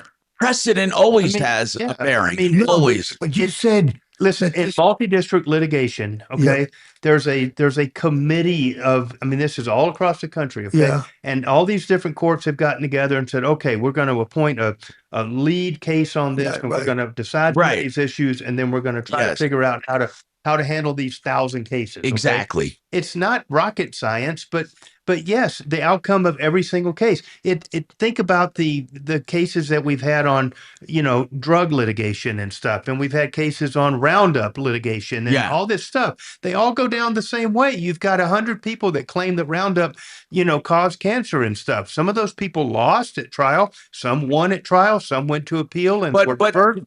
But ultimately, we've come to understand that Roundup was bad, and the multi-district litigation process resulted in resolution of thousands and thousands of cases. To Mark's point, what happens? We have so much social media right now; it's impossible to escape it. What happens if they were held responsible? They could not. They'd be litigated out of existence. By the way. Speaking of social media and algorithms and I'm telling you, there are algorithms not just for social media content, but what about ads? Again, you look at something and those ads are fed to you. And some people could be addicted to shopping. And as Mark says, does the home shopping network get sued for serve or Google? How about just Amazon? How about Amazon? When you log on to buy something, they recommend products all the time. My God, they have an algorithm that knows what you have purchased. Right. At what point does an algorithm or artificial intelligence, at what point does it take on a responsibility for addicting people? At what point do those providers who do that, when do they become responsible for your behavior? We have more coming up, and I'm going to tell you about something you're not going to believe, but it's going to go, it's for both liberals and conservatives, by the way, who go online. Speaking of algorithms, you're not going to believe what this guy named Neville Roy Singham is doing with his millions. You're not going to believe this guy. And you want to talk about algorithm. You know how people blame Soros for spreading the propaganda agenda, the woke agenda, and how he's funding campaigns all over the country? Well, when I tell you about Neville Roy Singham and what he's doing, you're not going to believe it. This guy is a danger. But wait till you hear it. We got more right after this. Hey, John.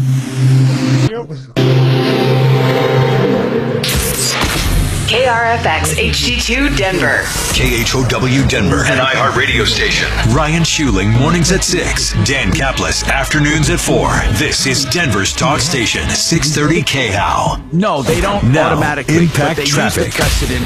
Yeah, for folks that are coming into the city up north on I-25 southbound, we've had a crash near the Northwest Parkway. One vehicle went off the road completely. They use it for reference only. It doesn't actually have. They don't say because this was dismissed. It is now slow you're as you're coming through. Definitely because keep every to the left case there. has Penny's nuances. running a little heavy coming out of the airport. Not a real big delay. Other than that, freeways are pretty light everywhere else for us. Southbound Santa Fe at Mississippi continues to jam pretty heavily with construction, as well as US 6 west of Golden up Clear Creek Canyon. With traffic, I'm Jonathan Steele. This report is sponsored by The Rogue Recap with Linda McLaughlin. Hey, if you're looking for news you can't get anywhere else, then you're a lot like me. I started the Rogue Recap because I wanted to talk about things I just wasn't hearing. So join me on my podcast, Rogue Recap with Linda McLaughlin, anywhere you listen to podcasts. Can't wait to see you there. SheridanAutotech.com. Sheridan Auto Tech, it's a repair facility, a garage, a service for your car or truck or SUV. And they do heavy and light maintenance and repairs. They treat you like family. They're on Colfax west of Wadsworth. He also does pre-buy inspections on used cars. I'm telling you, I love these guys. I take my Beamer there and I'm saving a ton of money from what the dealer would charge. If you have a newer car, an older car, whatever you have, foreign or domestic, SheridanAutotech.com.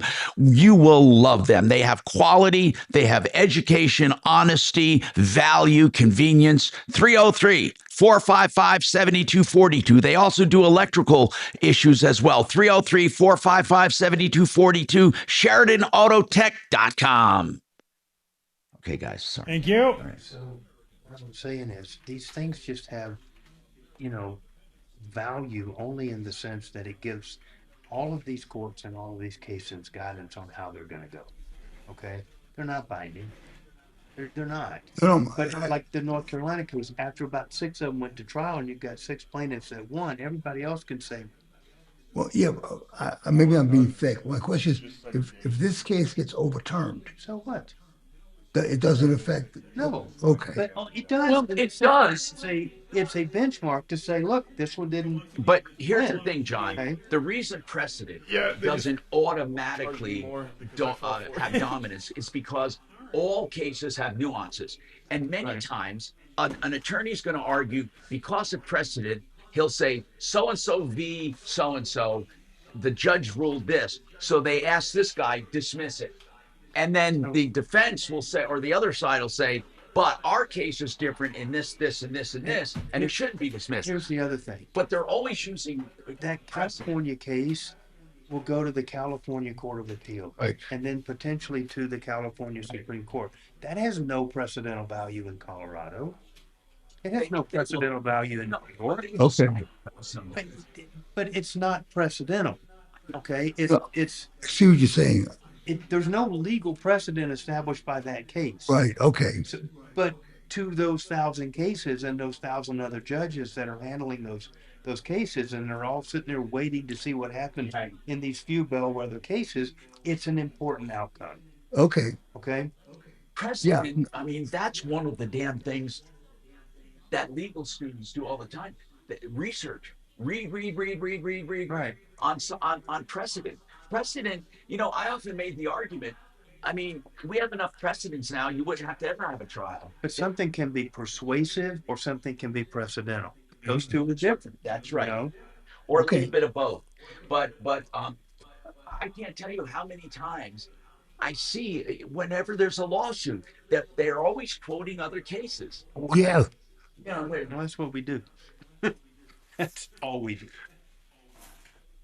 And like you said, persuasive arguments as well, but I mean, what I mean by that is a case that's not truly in the lineage that would make it a precedental holding that would be binding on the trial court below is something we would call persuasive. Mm-hmm. That means not binding, but the same analysis, same legal theory, same thing. It's helpful in that you see how this judge went through this analysis and got to this. Now, lazy judges sometimes will use precedents when they don't necessarily fit like a glove. But, I got to tell you something. There are fucking lazy judges. And I'll tell you what, if you get a lazy judge and the attorney knows how to work them, you get an attorney who's really idealistic and has great arguments. And then you get one who says, this, they write the order for the judge for him to sign. I mean, they do so much work for that judge. The judge tends to sometimes side with him because he's fucking lazy. I've seen it where it doesn't even make sense, but it was the easier route. They're just people. Well, not the judge in the Trump cases where just, there were It's nice the times you get thousands to of waste time. motions thrown at that guy. That was just like, nope, without any analysis at all, And some of them literally Sometimes think, listen wait to till I'm in a the retirement news before I media sit and and other look at my people. phone They all do. day. You know what? I'm going to like do in it the now. Trump What if I cases, don't make it they- to that they knew retirement that would home? be popular this I'm going to just sit or with my or to phone put right now. the case in Colorado Look at that that. tried There to you go. throw Trump off the ballot. Okay, that trial court Guy judge in the highway just this said, "I don't afternoon, and I care didn't what get I to rule. just It's going to get waste- appealed, and it's going up. It's going up. I don't even care. It doesn't matter what I rule. Right. They're already waiting for it at the Court of Appeals. Right. Okay, and so she ruled to kick him off the ballot just so it would go up. She didn't care. They were going to litigate that case in the Court of Appeals no matter what. And then the Court of Appeals said, no, that dog's not gonna hunt. He's staying on the ballot, and and that was the end of that. But that trial court judge knew there was At no way mymoneymyway.com. All right, Tom Martino, your troubleshooter, 303-713-8255. So this guy, this Singham guy, it's an amazing, amazing thing. He is a multi-zillionaire. Basically, he sold his company. He was born in Chicago and sold a software company for hundreds of millions of dollars. Then he went and moved back to China. And he uses his money for one thing, to attack America and to basically promote China. He's a propaganda machine. So what he does is he promotes China, and he downgrades or denigrates America. He does it in news media. He has fake news sites. He cites fake news articles. He makes fake news claims, and it's all anti-U.S. propaganda. He is using his millions and millions of dollars to fund these operations. He has some shell organizations. He has advocacy groups like, Americans for a Better Future, whatever, and nonprofits. He forms these, hundreds of these around the country. He has fake Facebook pages. He has people who do YouTube videos. He uses artificial intelligence. His entire goal is to influence people to be against America. That's it. To be against America and pro-Chinese. Some people say that he is part of the Chinese government and their propaganda as well. But this guy, listen, so you see something online that's so outrageous. They do a lot of posting about Trump, and they use algorithms to see what's trending. So if they perceive that people are against something Trump did, they hop on it and they try to highlight all the negative things in our news. If they talk about homeless, they talk about how bad it is. What they're saying is they especially target, and again, this is not political or me making a statement, they especially target liberals who are outraged by some of the things conservatives are doing. They also target conservatives with things that liberals are doing that will outrage them. They also influence CNN and Fox News. You never know where this is coming from. He buries himself in layers and layers of organizations, and it's hard to trace his seed money. One of the things, this was an investigative report done by one of the big news agencies, I think it was the Times, I'm not sure. But anyway, it's a classic case of deception on a global scale, misrepresentation. Almost everything he does is fake. When it comes to fake news, fake social media, you got to look up this guy. He's a danger. Some people even theorize that the CIA is out to get him and want to assassinate him because of the damage he is doing worldwide to the American image. His name is Neville Roy Singham. No one knows why he suddenly turned against America. Again, he was American, born in Chicago, made hundreds of millions of of dollars and now is living in China, where he does these operations with the blessing of the Chinese government. So that is incredible. You know, we often hear about, what's it, George Soros, and we say, you know, Soros is anti-American, but Soros truly is a lightweight compared to this guy. A lightweight. Now, this guy may not be as rich as Soros, but he's doing way more dangerous things, and he has the backing of the Chinese government. So when you hear negative news and outrageous news, you never know if it's real or not. This is the problem, John and Mark. This is the problem. The misinformation online right now is outrageous. And how do you, I'm talking to you and you and you and all my listeners, how do you tell if something is true or not? There are some people that simply look for confirmation bias. They look for things that already solidify what they believe in. They don't go any further. Then there are those who truly want to find truth, and they seek both sides of the story. And then there are others who don't care, one way or another. All they care about is what they're going to eat that day or what they're going to do that night, and that truly, or what they're going to watch on Netflix. But anyway, Neville Roy Singham, the guy is a one-man propaganda machine. And now, of course, he has thousands and thousands and thousands of people following him, and he has given seed money to many organizations. He doesn't just form these organizations, but if he finds an organization that is already anti-America, like or he perceives to be anti-American, he will funnel money to them. He also contributes to campaigns to outrageous people who he perceives to be anti-American. So he is a fascinating fellow, but he just really puts more doubt in my mind than anything on what we read and what we see. The internet's a wonderful thing.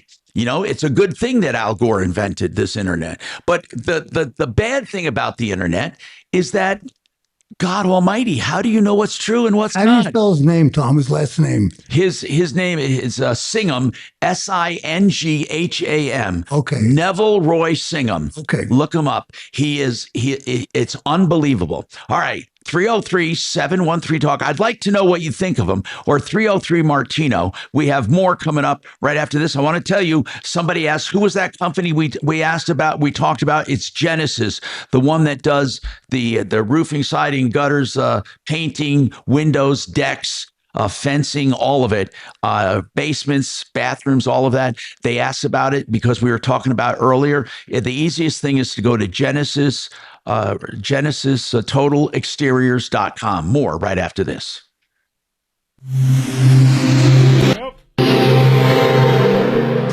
Now, impact traffic.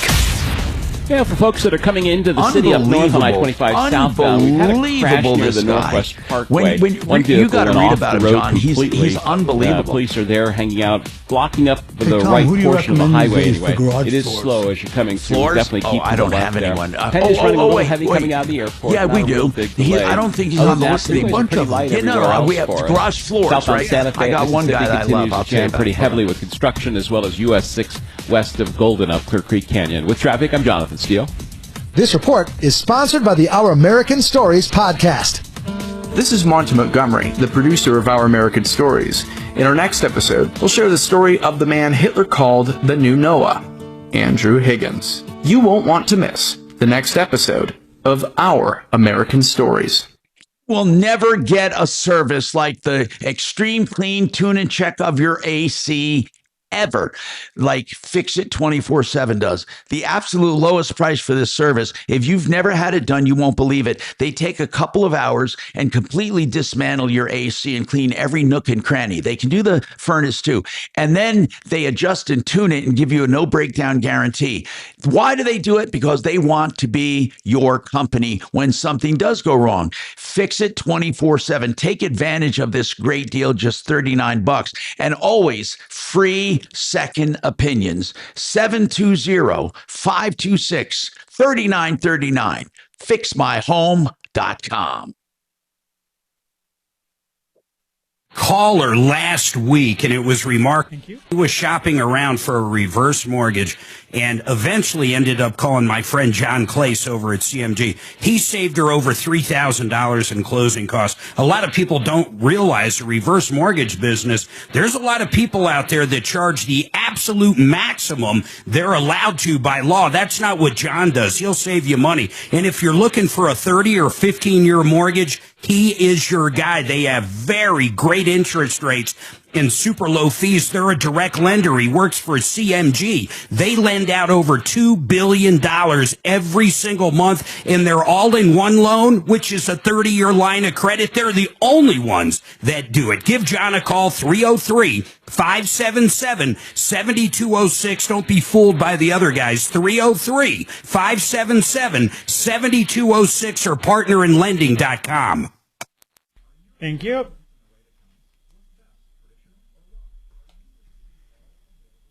Shannon, do me a favor and send me that. Oh, shit on a shingle. You got it. We're not on top of the hour yet, right? Nah. I mean, still got a few minutes, right?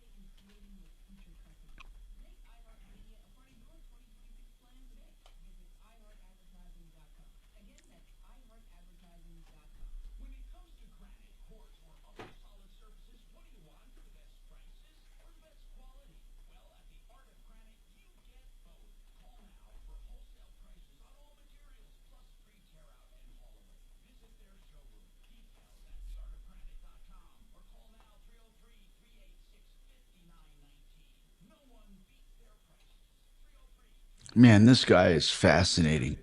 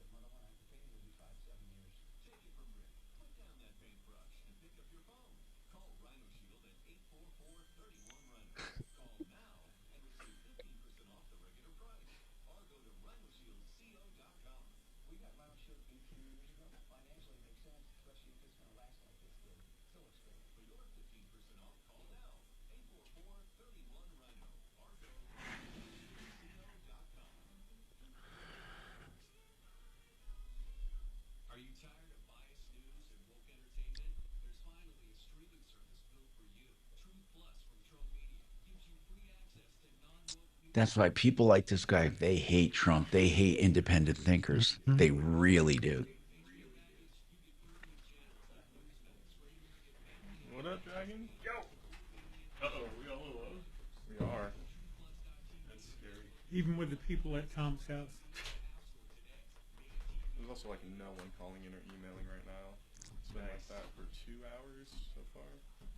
So all Tom does is just talk to John. Well, he talks.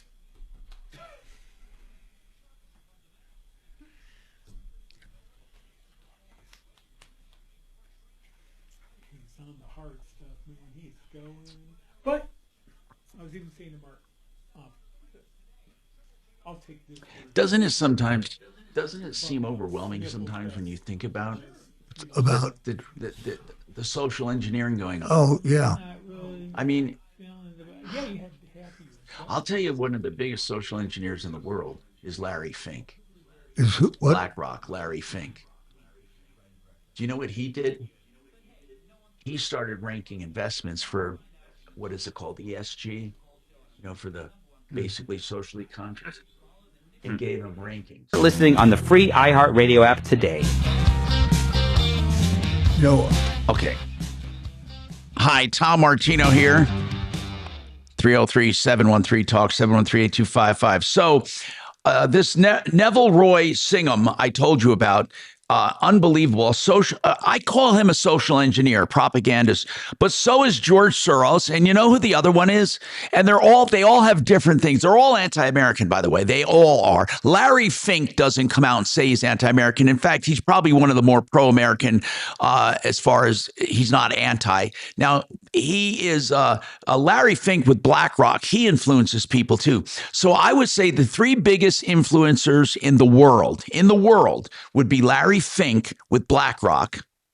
It would be this Neville Roy Singham and George Soros. They use their billions of dollars to fund their causes. And what Larry does with Larry Fink with BlackRock is downgrades investments that don't carry his political views. And therefore, when he downgrades them, they become less valuable and lose hundreds of millions of dollars. So we got more to talk about. Give us your calls, and I'll talk to Joe, advice on banking, coming up on the Troubleshooter Show. Ask Joe to stick around. I'll take him first up. Yeah, we'll see what happens. Hey, that's a hell of a story about that guy, but there's an even more impressive one. Did you see the story about the quadriplegic That's a whole cornhole champion It's who a career. killed somebody in a car and then drove off with their body? Yep. I thought he shot him. Uh-huh. Yep, shot a guy in his car and then drove off with the body. Take him out of the Nope, truck. okay. And the two friends said no and got out and walked away. What is that about? Ross? Yes. Oh. How's that even possible? Cornhole champion. Contemplate that for a minute. We get to the first part of the story. Yeah, I know. I don't know how he could like this. Oh, okay. How? Shoots a guy. How did he murder him? And then drives away. But he's a quad. There were two guys in the back seat that were there that witnessed the shooting. He's and like then this. to help remove the body. Okay. So that's when he took off Shot his somebody. car, Is he going to shot go to them, prison? But still had the body. He's been arrested for first-degree murder. It was in his vehicle. You ever know that you're my hero? Why'd he kill him? And how is he a cornhole champion? Isn't that great? Some things in life you can't It's a great story. There was a thing on YouTube. But he is. Did you see video of him pitching? This woman said, this guy He just kicked uses her dog his down. heavy little forearms and throws them across Beat the her up. floor. Didn't rape her, but Well, beat her I up and believe left. standing on his dick. And she, I think. I'm the sure guy he was was in a WS, wheelchair for 18 whatever years. 5 is plegic. It was, oh boy. It took the cops 5 hours before they finally released him, rather than arresting him. Quadruple amputee. Professional cornhole player. Jesus Christ. What is a quadruple? Now, he's not a quadriplegic. He's an amputee. Okay. Oh, there he is. Oh, okay.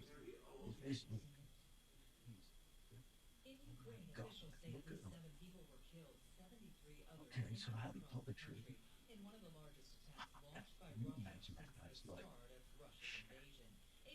To wind up as a murderer.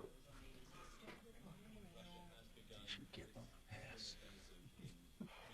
What's he gonna do in prison for that? Well, I don't know, but what about before he got killed? How's your day been dragging? Alright, buddy, yours? Slow, very, very, very slow. But it's good. That's what I was asking Shane. I was like, is there something I'm supposed to be doing a little slow?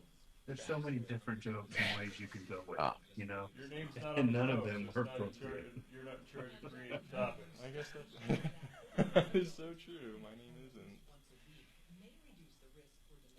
I know a guy Your name's just got arrested for murder. I still think that's super cool. It's just crazy. Yeah, get it. You can get it, man. Well, How some no people problem just there go from being whatsoever. But there's definitely just doing the most scale. unbelievable, and crazy the decision making crap should go with that. that Hey, Thomas, will result in them. Yeah. on Euro, mention the water heaters going forward, especially next week. I mean, mention the under $1,500 when you do them. Got it. But really nail that text. They are the lowest price. Yeah. They do wholesale jobs for retailers, the TV commercials you see for whole house repipes. Right. These guys are usually doing the work. They're the best, blah, blah, blah. All right.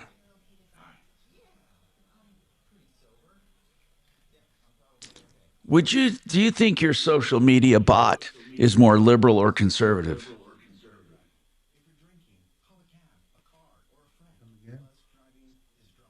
Do you think your AI is conservative or liberal?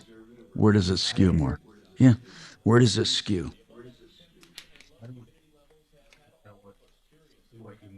Well, like, does it give you more views that are conservative or liberal when you ask a question? I don't Okay. engage with AI like that. Okay. I don't. I mean, Mark has conversations with his every day, like it's his girlfriend. I don't. I do work-related stuff in AI, you know, and I don't feel like there's a real political bent to the stuff that I'm doing. But I don't think it would be. I would be shocked if there was a conservative bent to. Oh wow, Meta did lose much of any AI out there. Instagram and YouTube. I mean, you're just looking up legal cases and stuff like that. I do, you know, case analysis. We do medical chronologies. No, right. Who do a lot, controls their child, the person that they. Yeah, I don't think that would be political either. That irritates the crap out of me. But not that. See, I'm just a normal person. It just leads back I to. have no reason for you to say that in my life. Yeah. Most people don't have a reason. They just do it. Yep. I mean, I'll tell you what, I with my financial company, God Almighty, does it help? Well, we don't want to talk online. Yeah, but he mutes it to hear. Well, I guess if the mics are off. We can talk under the cone of silence. The cone of silence. That is the old one, right? Yeah, this Get Smart. Yeah, the show. Because I will. There are very few things that would keep me from watching the Steve Carell movie. Okay. Oh my gosh, man, that he really got all of that. And The Rock as the bad guy. Spoiler alert! I haven't seen it. Fucking great. Don't care. I don't care about Rock. Don't care. Oh, just awesome. Actually, no, I do feel a little bad. No. It's got Steve Carell in it. The chances of me watching are very slim. Not a Steve Carell fan. Sorry. If you don't bite your tongue, I will. Oh my God. Will Ferrell? Don't think we care for him either. There's times though. Yeah. Elf, I don't think I've ever seen. I've seen scenes, of course, but I haven't watched Elf. Do you know what that would do to Gina? Oh, she loves Elf? Or she loves Will Ferrell? She does a December daily Elf. I'm saying that right? I'm getting confused with Alf. She does a daily quote countdown on social media from the movie. All of December up till Christmas. Now you know. You are not that person. No. No.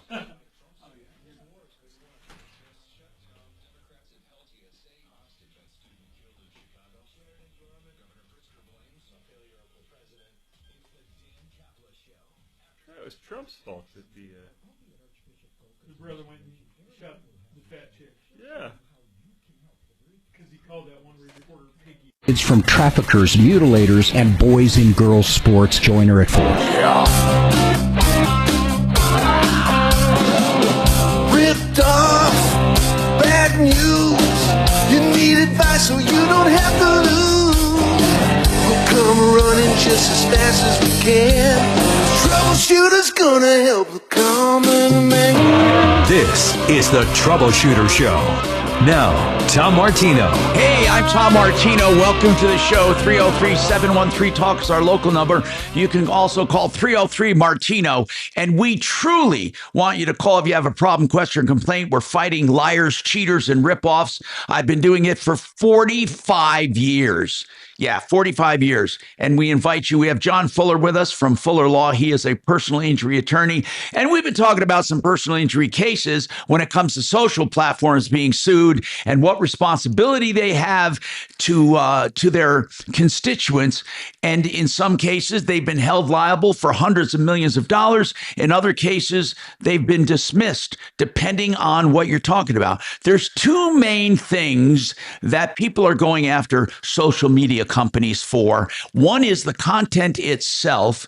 The other one is the contributory nature of serving up content in a way that keeps people addicted. Again, the addiction part of this is a real big deal when it comes to these lawsuits. They're saying, you got my kids addicted and you fed them a bunch of crap. As a result, they're depressed, or as a result, they have suicidal thoughts, or as a result, they lost money. And so they're trying to hold these platforms responsible for their children's social media addiction by saying they literally have algorithms, or I like to call it now, it's just really algorithms are artificial intelligence. So they are using this AI to serve up to people, not just kids, by the way, they do it to adults, to serve up what they want to see and hear. But it's not just platforms doing this. We have individuals doing this to influence people. I told you about this one Chinese national, I mean, he left America and went over to China, and that's where he lives now. And with the blessing of the Chinese government, he uses his billions of dollars to influence Americans. And he does it through things like websites and nonprofits. This guy, I mean, you would not believe all of the causes that he funds. And on the surface, it looks like he's doing good for America, when really what he's doing is he's trying to influence people against Americans and for the Chinese government. He has, for example, 11 U.S. nonprofit organizations that work on the premise of anti-American, pro-China, but they don't come out and say we're against America and for China. He funded them for a total of $500 million, flows from Singham to his network of organizations who then generate news content and social comment. They go on social media, they generate news stories. Many of them are flat out fake. Now, by the way, their total revenue goes into the billions. 11 so-called nonprofits. Breakthrough Media, by the way, is one of these organizations, and he funded them with $3.5 million. He's got something called Code Pink Women for Peace. A couple million he threw there. Interreligious Foundation for Community Organizations. See, they're all such wonderful names. He gave them $500,000. Justice and Education Fund. I wonder what they promote. People's Dispatch. People's Forum, People's Support Foundation, People's Welfare Association, Progress Unity Fund, Tricontinental Limited, and United Community Fund. How many of those organizations do you think contributed to Trump? What do you think? Anyway, so what this guy does is he pumps millions and millions of dollars into these organizations and into generating fake content, fake, or he exploits some truthful content that is anti-American. When I say truthful content, things that actually happened, if he picks up on things that seem to be anti-American, he exploits those. So that's what this guy is doing. His entire purpose is to destroy America. Okay. Now, what other people do this? Well, I'm not saying their goal is to destroy Americans, but you have, for example, Larry Fink. Now, by the way, Larry Fink is an American. I'm not saying he's trying to destroy the country. I'm not saying he's in the same boat as George Soros. A lot of people say he's trying to destroy the country with his wokeism and his billions. What Fink does is something a little different. Larry Fink runs BlackRock, the biggest fund in the world, basically, the biggest fund in the world. And what they invest in, a lot of people follow, much like they used to do with Warren Buffett. Okay. I mean, Larry Fink and his fund is way bigger than Warren Buffett's holdings. Okay. He's not individually as rich as Buffett, but he controls way more money. And so what he came up with was these ESG ratings. I think it's called governance and environmental ratings. And what he does is he would rate companies based on their ESG scores. Okay. Basically, ESG is it's called social governance. And a lot has to do with DEI, diversity, equity, and inclusion, and a lot of other things. And basically, let me just say, he has his favorite companies. And when he favors a company and he invests in it, he invests in these companies, they go up in value. If you're not playing by the rules for ESG and DEI, they go down in value. So in a way, Fink is really and truly social engineering. He's social engineering, just like this other guy is social engineering, this Neville Singham. And what Larry Fink does is open about it. He goes out and he downgrades companies he doesn't agree with. I mean, that's what it boils down to. He'll say it has to do with objective scoring on ESG and DEI. And he says that the reason he ranks stocks and securities based on ESG and DEI is because it's good for business. But really, it's not good for business. Companies that have engaged in DEI actually have less profits than they did before. And I'm not saying that diversity, equity, and inclusion is a bad idea. I'm just saying when it's done as a quota system, as opposed to a merit system, you have problems. Let's face it. When companies start looking at numbers and categories of people they have to hire or promote, as opposed to merit on what they can do, you have problems. But in any case, what Fink does is rewards people who basically are like-minded. Have you ever heard of him, John? Have you ever heard of Larry Fink and how he does this? Oh, absolutely. Yeah. So he's a social engineer. This Singham is a social engineer. And George Soros is a social engineer.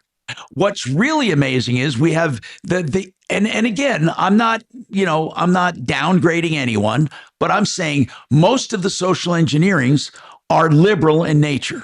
They're progressive in nature, and they tend to send out influencing in the liberal communities. I don't know of any conservative, well, hold on. If you would call a social engineer possibly, who's the guy that owns Fox, the big wig? Rupert. A lot of people say that Murdoch, isn't it Rupert Murdoch? Murdoch. A lot of people think he's into social engineering. But in any case, that's what people do when they get money. Do you think that I don't think that Elon Musk is a social engineer. He certainly has the money to do it, but I don't see him social engineering. But that's the new greatest thing for rich people, is to do what's called social engineering through clandestine ways. They're not right out in the open about it, but they do influence you. So if you think you're finding things online that align with what you believe, it's because it's being served up to you. And social media companies, do they have agendas? Of course they do. In fact, people like Google, and Google is becoming less and less powerful now that there's artificial intelligence. A lot of people now are going to AI before they go to Google to look stuff up. But by the way, Google can make a candidate frickin' disappear. All they have to do is downgrade them in the search algorithms. So we are, as people, being totally manipulated each and every day. Every day. All right, let's talk about Aaron's problem now. He's been working with Deputy Bo. I don't know if Bo's around to talk to him, but he called way back in November of 2025, and I'm wondering what he's calling about today. Aaron, I don't have your call pulled up, your original call. Bo is with him. Okay, Bo. Bo, explain what the original problem. I'm doing a three-way. I just want to, if anyone deserves a dinger, it's our caller, Aaron. He was successful in taking Advanced Metal Buildings, who screwed him basically out of $25,000. Oh, I remember this. I remember this because we have such a great, such a good metal building company. These steel building companies, a lot of them are terrible. What happened? Explain his original case, Deputy Bo. So basically, Aaron hired Advanced Metal Buildings to put up a metal building, and I believe he put down $25,000. In short, the guy didn't come through, didn't do any work, basically. And I made some calls to the district attorney and now. Are you saying, Bo, he did absolutely nothing? Nothing. Am I right, Aaron? He didn't do anything.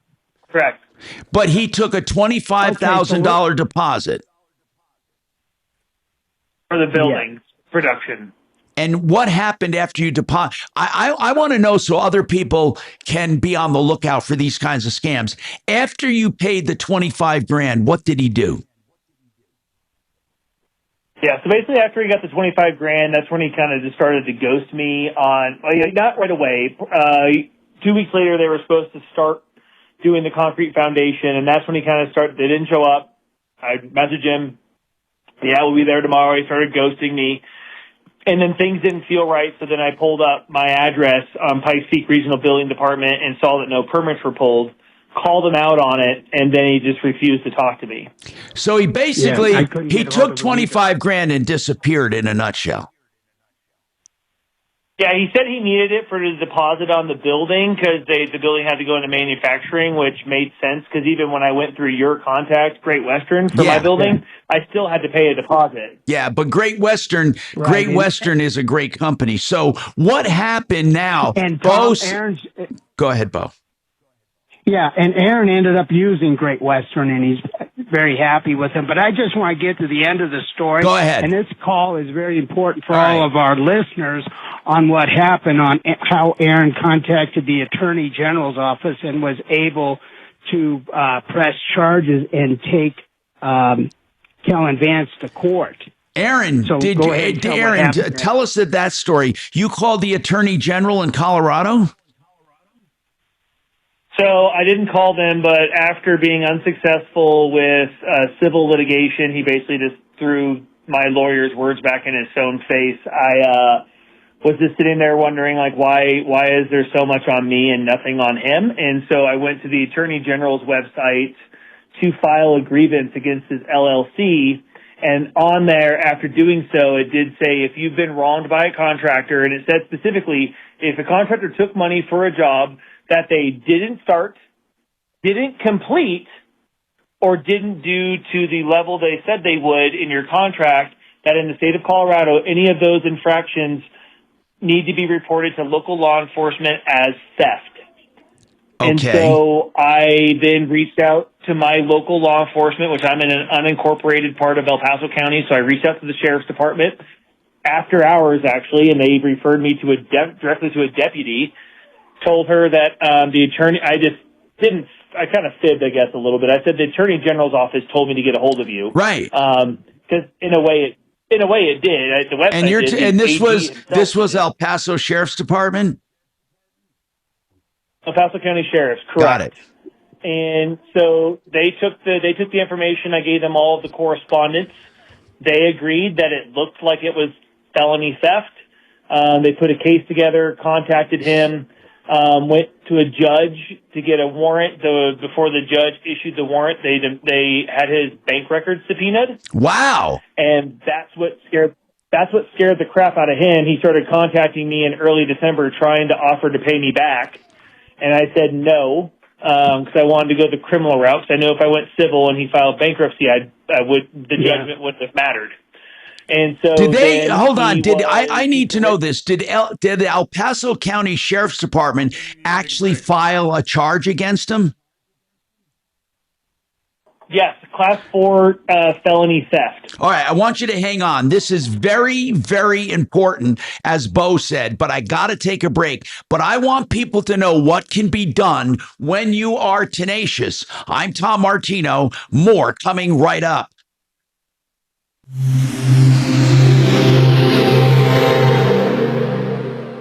Wow. Second opinions. You get them with your health. So why not with your wealth? Your stock market investments deserve a second opinion. This is unbelievable. At Henyon and Walsh, it only takes a second to schedule your free second opinion. Go online and search for Henyon and Walsh. The second opinion people. Except he's Investing not involves risk, including the possible loss of principal. Advisory services provided by Henyon and Walsh Asset Management. Securities offered by Henyon and Walsh Inc. Member FINRA SIPC. Listen very carefully. There are still solar incentives for commercial solar systems. And Alliance Roof and Solar specializes in these systems. So if you're a landlord, you can actually put it on a rental, whether it be a home, a duplex, a triplex, an apartment house, and you can charge the end user with electricity and make a profit. You can.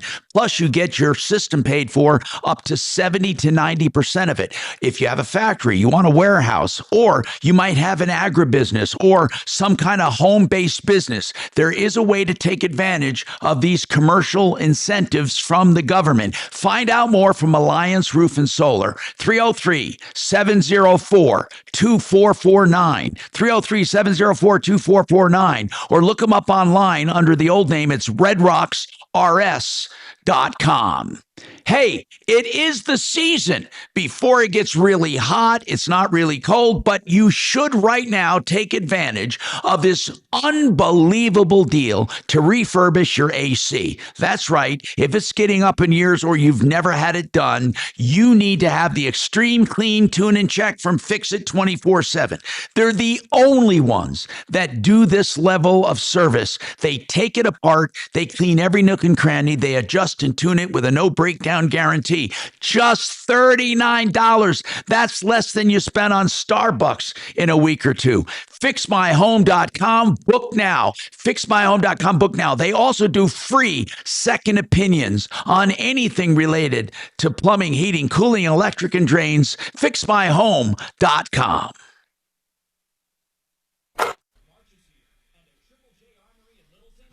Man, this guy really has a good story to tell.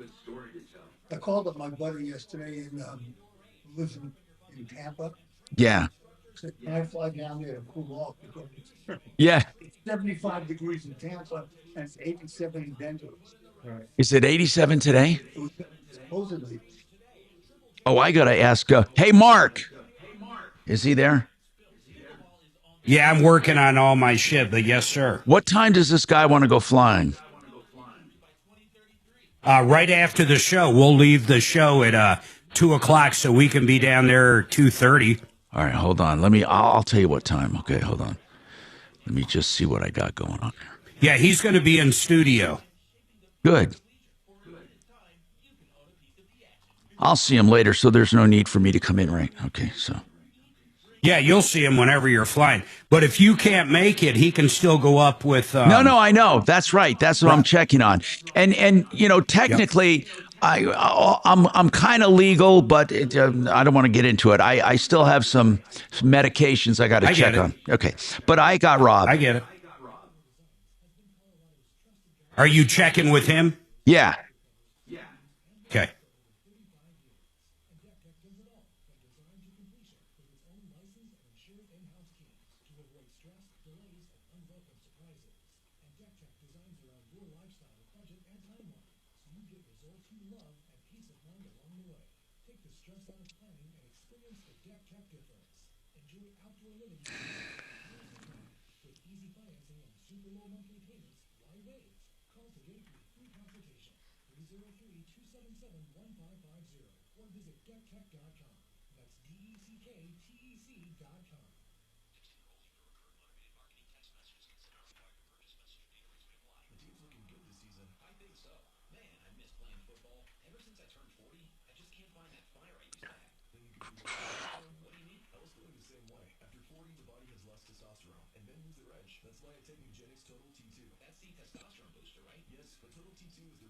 You working on anything, Doc?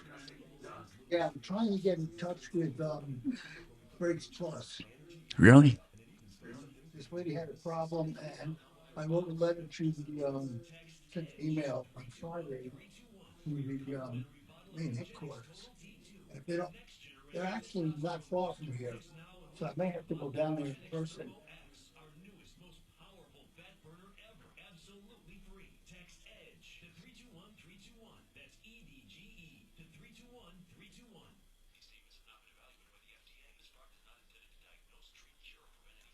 Are you tired of biased news and woke entertainment? There's finally a streaming service built for you. Truth Plus from Trump Media gives you free access to non-woke news channels with 7-day catch-up DVR, thousands of patriotic movies and TV shows. And with a Patriot package, you get premium channels like Newsmax, Great American Family, and INSB. Support media that shares your values. Go to truthplus.tv or download the Truth Plus app on your smart TV. I just got a call, guys.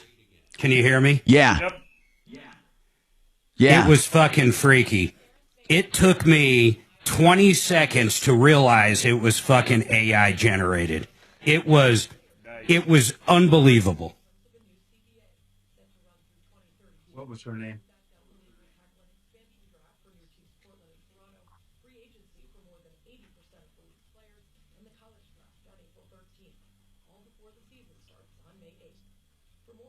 So this one guy is just hell-bent on not having IDs. He said they're requiring passports to vote. They're not where does all this bullshit come from? From liberal influences. You just said where it came from.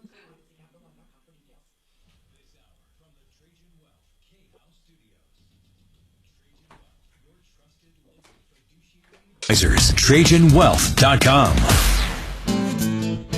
All right, I'm Tom Martino, your troubleshooter, talking to Aaron. Now, so Aaron went to by the way, the metal building industry sucks, and this is an example. He contracted with Advanced Metal Buildings to erect a building, paid a $25,000 deposit. The guy disappeared. So then Aaron filed a complaint with the Attorney General. The Attorney General said he should go to local law enforcement. He went to El Paso County Sheriff's Department. They filed a felony charge against the guy. Then he started to take this seriously. What happened then, Aaron? Once he started to contact me in early December, I refused. I hadn't talked to him since November. I forwarded any contact attempts to my deputy. They reached out to him and told him to stop contacting me, and that at this point I couldn't do anything for him because the case wasn't me against Kellen. It was Kellen against the state of Colorado. And then he sent me some text asking me to please drop the charges. I didn't reply back. He surrendered himself to El Paso County in December. Was arraigned on charges on February 9th, I believe. And then he had his disposition hearing yesterday, which I attended virtually, where he took a plea deal with the DA's office, but that deal just kept him out of jail. He pled guilty to Class 4 felony theft of $20,000 or more. Wow. And he was sentenced to 1 year of supervised probation, and he has to take a class, and then he has to make restitution to me fully, plus 8% interest from the date of the incident. So he has to pay me just shy of $27,000, and he has to do that within a year, but for every month he doesn't pay me, he accrues 8% more interest. And then the judge said that if he violates his probation at all in the next year, he'll be brought back into court and can face up to 6 years in prison with a 3-year supervised God, we need probation more and more. We after need prison. more like this. Hold on. This is unbelievable. We need more. It's dinger worthy. Oh, it's definitely dinger worthy. Again, you know what? If we had more law enforcement like this, it would be unbelievable. If we could get more and more contractors get their asses put up on charges like this, what a wonderful outcome. So have you gotten any money so far at all, Aaron? Well, so this literally, Tom, this just happened yesterday, and the story gets a bit better if you've got a second. Yes, we do. Go ahead. How does it get better? When I hired a reputable GC this time, the subcontractor that came out to pour my slab, I was probably a little bit anal with him because I had a little bit of shock from the last time. Right. So, I kind of got his butt chewed out by the GC a little bit. So I went to go apologize to him and just kind of told him what my story was. And he's like, oh, I'm sorry you got ripped off. Who did it to you? And I was like, his name was Kellen Vance. And he's like, you've got to be kidding me. I was like, what? He's like, he didn't pay me for a slab I poured, and he ripped off the client on their building in Elbert County back in May of 2025. Okay. So before me. And so fortunate for them, I had already run through the rickets on all this, and after he was convicted yesterday, I talked to my subcontractor for concrete, and I got a hold of the individuals who live in Elbert County and told them what happened. I was able to put together an email on basically what happened with my case, with the El Paso County Sheriff's case number, the Judicial District 4 El Paso County's DA case number, in addition to both of the individuals' personal information with their contact info. And my father-in-law, who is retired law enforcement, is friends with someone in the Elbert County Sheriff's Office. And so we sent that email directly to them yesterday, and they forwarded it directly to the Elbert County DA. So now he is potentially going to face 2 more counts in Elbert County. How much did he take from those people in Elbert County? $21,000 from the couple for the building, and then he didn't pay the subcontractor roughly $16,000 for the slab that he poured. So, if you put it all together in its totality. And the guy's name is Kellen. $76,000. The guy's name is Kellen what? What's his last name? Vance?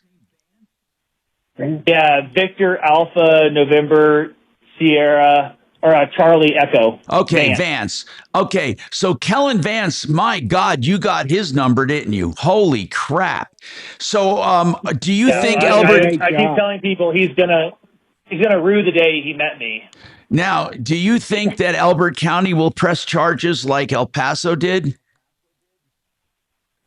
Well, I mean, the sheriff already forwarded it on to the DA. I think that the case for them is made easier because he basically did the same dog and pony show with them.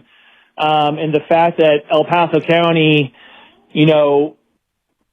decided to do this and was successful, I think it makes it easier for the DA up there to be like, well, I mean, he did the same thing here as he did in El Paso, and the judge convicted him there. I don't know. How is this guy ever going to get the money to repay, though? How was he offering to repay you? Yes. So, from what we can tell, I don't want to get too much into it on the radio, but there are some things that have been made aware of, some investigating on our end and talking with the other people. And there are more people involved in the previous case that would lend it to actually being able to loop it into a criminal conspiracy. Not quite like a RICO case, but a criminal conspiracy network to defraud people. And from what we can tell is he's been doing this even years ago to subcontractors in Texas, and then we were able to find him pitching for a advertisement company that basically helps contractors get access to leads And he went on that show, and I have a video of him doing that where he said he had millions of dollars of leads, now not clients, but leads, already coming in. So, if he's one of those that is willing to rip people off, I don't know how big this thing goes, but what we've been able to figure out so far is there is probably money ferreted away somewhere. You think so? Because there are multiple different banks and multiple different bank accounts now involved. So this guy is just a professional crook. That's what he is.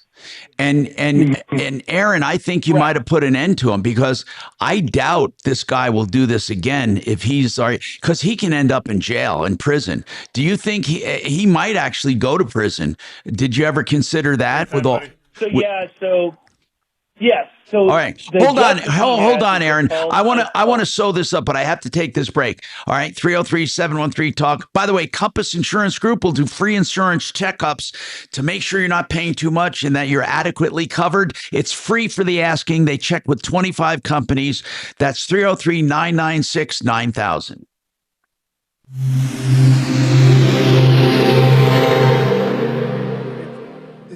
KRFX HD2 Denver. KHOW Denver. Denver's talk station. An iHeart radio station. Guaranteed human. Now, impact traffic. Yeah, we're not doing too badly here for the lunch hour. Like who gets priority? Westbound just past Colorado. We've got some activity kind of on the right shoulder area, but it is slowing traffic quite a bit through there. 270, a little busy, both directions out of Commerce City, and we're seeing some heavy jamming actually coming into downtown South I-25 from I-70 through almost Spear. Northbound's been busy coming up from around Alameda or so into that Central Valley also. Other than that, a little construction here and there, no major difficulties with traffic. I'm Jonathan Steele. This report is sponsored by the Rogue Recap with Linda McLaughlin. Hey, if you're looking for news you can't get anywhere else, then you're a lot like me. I started the Rogue Recap because I wanted to talk about things I just wasn't hearing. So join me on my podcast, Rogue Recap with Linda McLaughlin, anywhere you listen to podcasts. Can't wait to see you there. Did you know you could take a lump sum out of your 401k or IRA? The closer you get to retirement, the better, by the way. But here's the bottom line. You can convert that into guaranteed money every single month until the day you die. There's different products out there. They're all annuities, but there's some that are so good for people getting ready to retire, and it's a guaranteed stream of money for the rest of your life. You don't have to worry about spending your IRA and not having money, because you will have that check every single month till the day you die.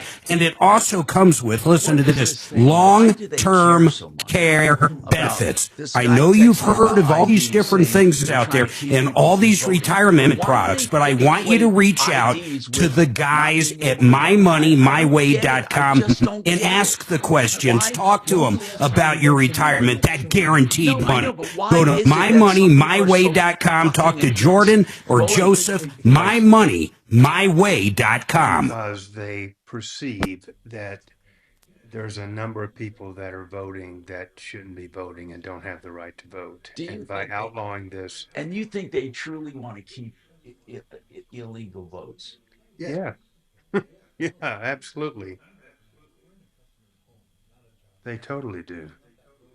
Well, you saw the results from the 2016 election, right? Right. That most people are getting 40 or 45,000 million, and Biden got 70 million. Right. That's just not mathematically possible.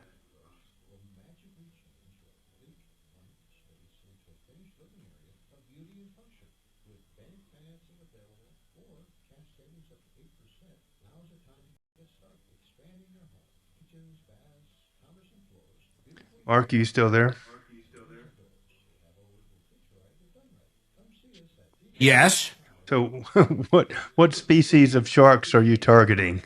I don't know what they do. I just think it's going to be fun as hell just going out with my son. That's what it comes down to. Well, do you think we'll catch them though? Are they easy to catch? I think they throw chum in the water, then you go. Yeah, I mean, mostly we try not to catch sharks. That's how easy they are to catch.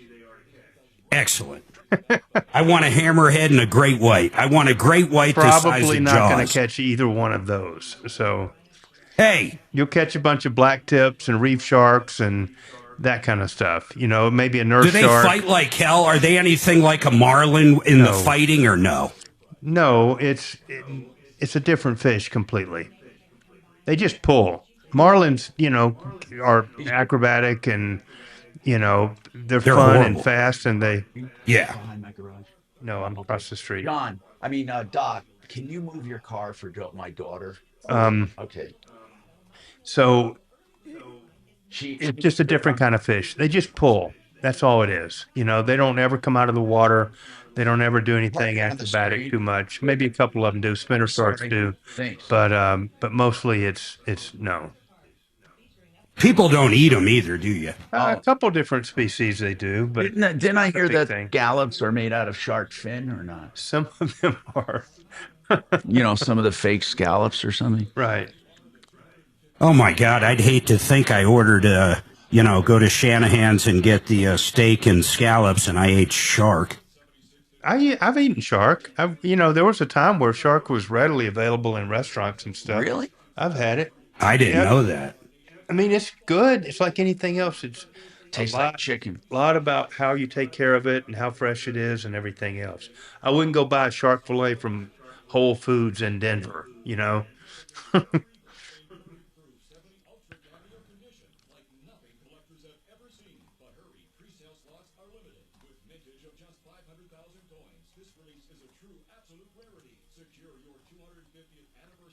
So, turn on.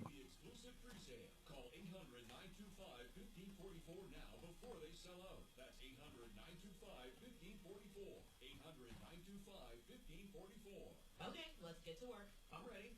Gotta impress the boss. Our latest numbers really stink. Stink? Was that a chip in my breath?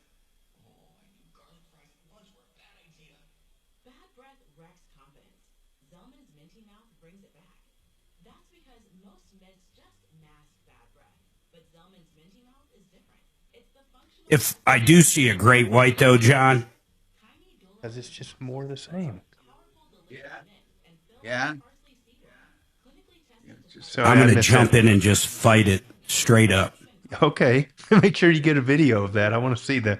I want to see the last. I'm sure my son will be recording. Mark, they're catching her like this big, right? Just catch them 5-6 feet long. Come on. Yeah, all the time. Holy shit! And they're big and they're strong and they're they pull hard and it's fun. And you take a picture, you're throwing back.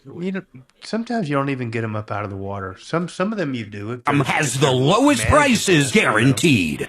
Denver's talk station. Online at khout.com.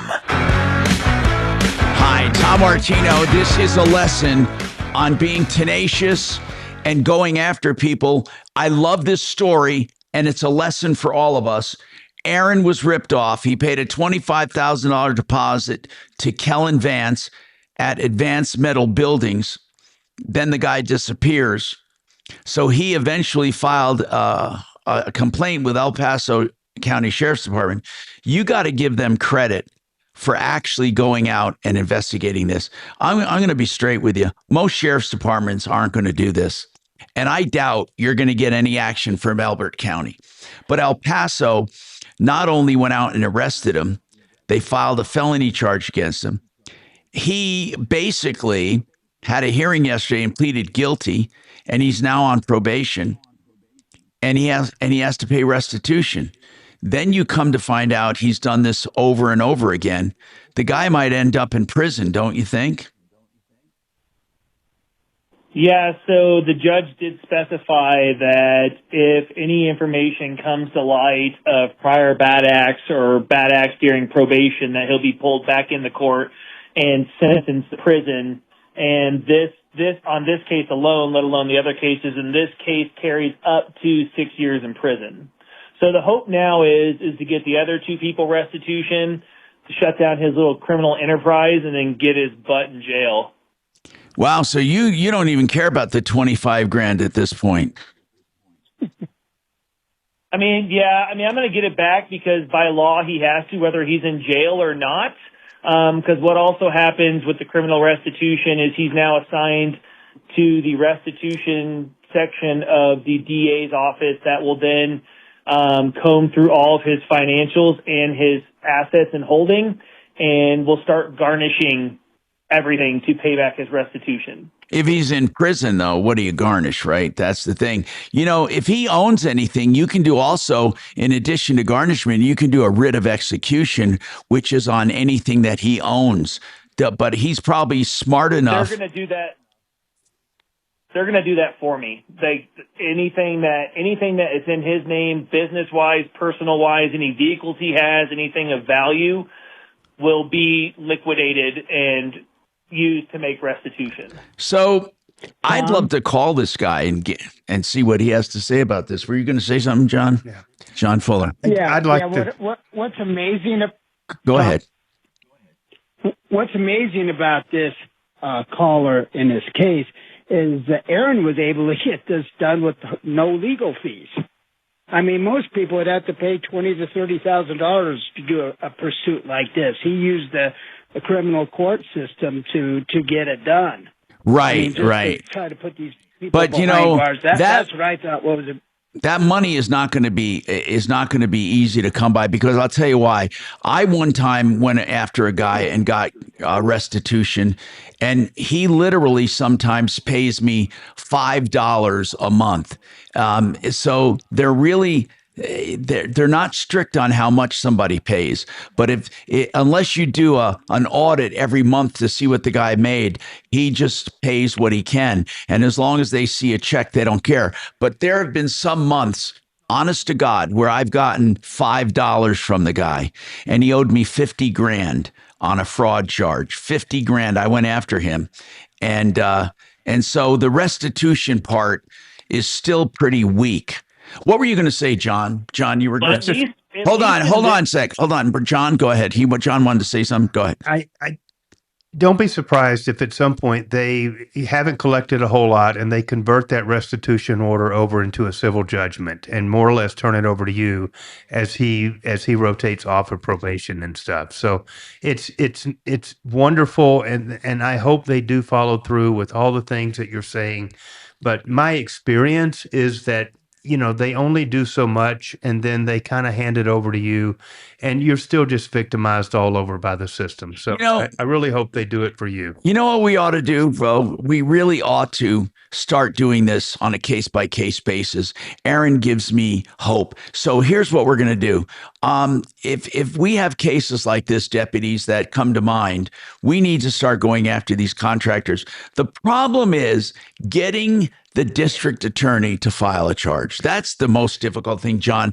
So many of them say it's a civil matter. So why do they say why in this case they didn't say it was civil? Aaron, is it because he did nothing, right? Had he started the job? Well, yeah.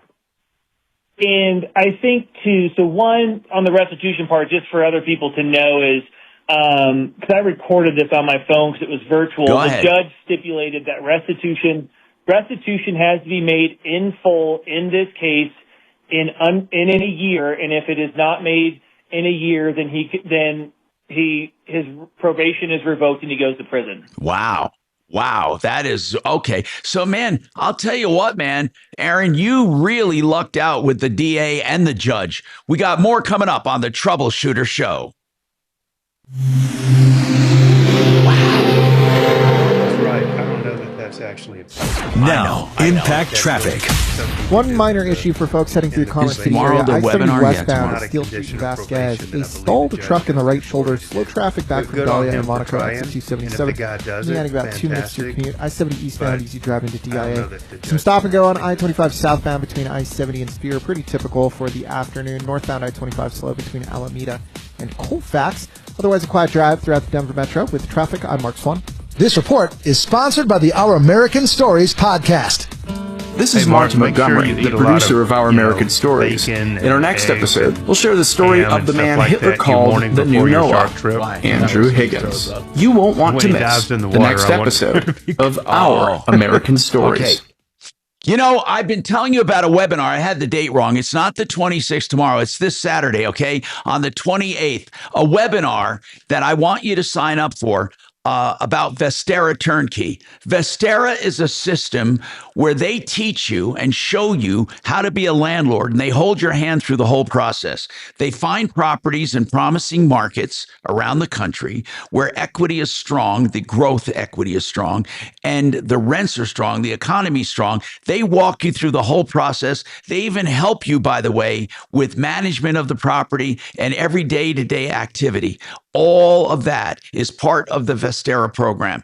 So this Saturday, on the 28th, from 10 in the morning to 11:15, it's like an hour and 15 minutes. So starting at 10, you will have a webinar. And what I want you to do is sign up here, mybiggestreturn.com, mybiggestreturn.com. K&H Home Solutions. One of the things I like talking about is that indoor patio they have called Structure, Struxure, Structure. It is a beautiful patio. Now, K&H has more than patios, of course. They do that beautiful indoor patio. They also have windows, siding, and doors, and they have painters as well. You get them all right here, khwindows.com. or 303-421-7100. John, where do you live? Sorry? What part of town do you live in? North. Okay. Because it's just that someone said they're setting up some kind of a speed trap and lane violation on I-25 going south. So I was going to warn you about that. Oh. I-25 south. Yeah, go north. They're up there every day running speed traps. Thornton is where it's all the time. Was my daughter there to get out? Up there.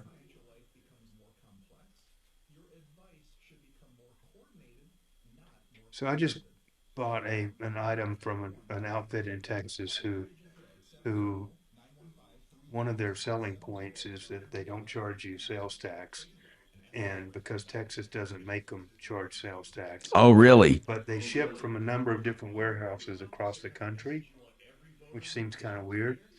But this is being delivered in Florida, and I just bought it like an hour ago, and I already got an estimated delivery notice from UPS that it will be potentially delivered tomorrow. So, and that's not a small amount of tax that was saved. I didn't think anybody could not do that anymore. You know?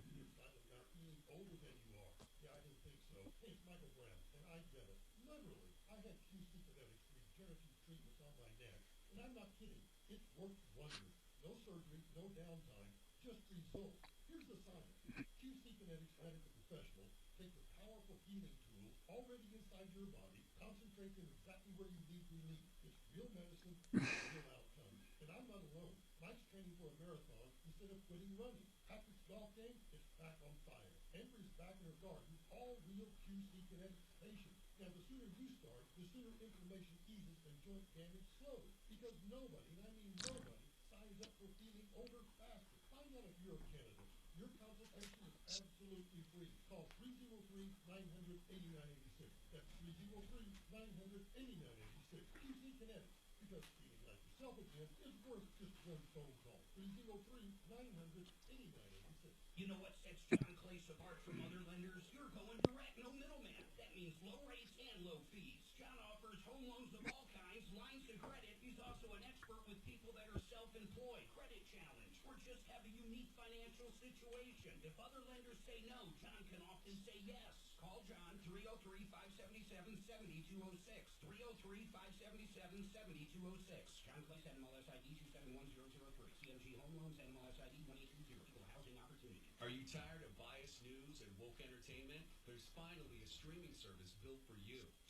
Okay, ladies and germs and people of all ages, welcome to the show. We are here to help you. Okay, I gotta find Martino Capital, corporate filings, my trip to Tahiti. I shouldn't joke like that.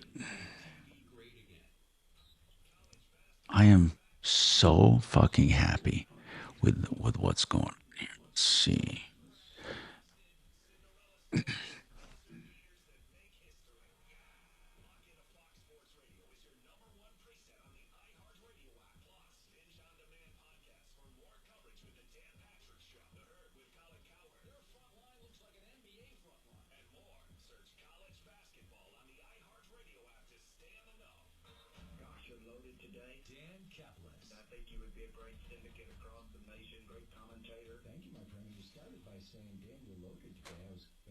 Information lawyer. I haven't drank a thing. Weekday afternoons at 4 on Denver's Talk Station, 630 KHAL.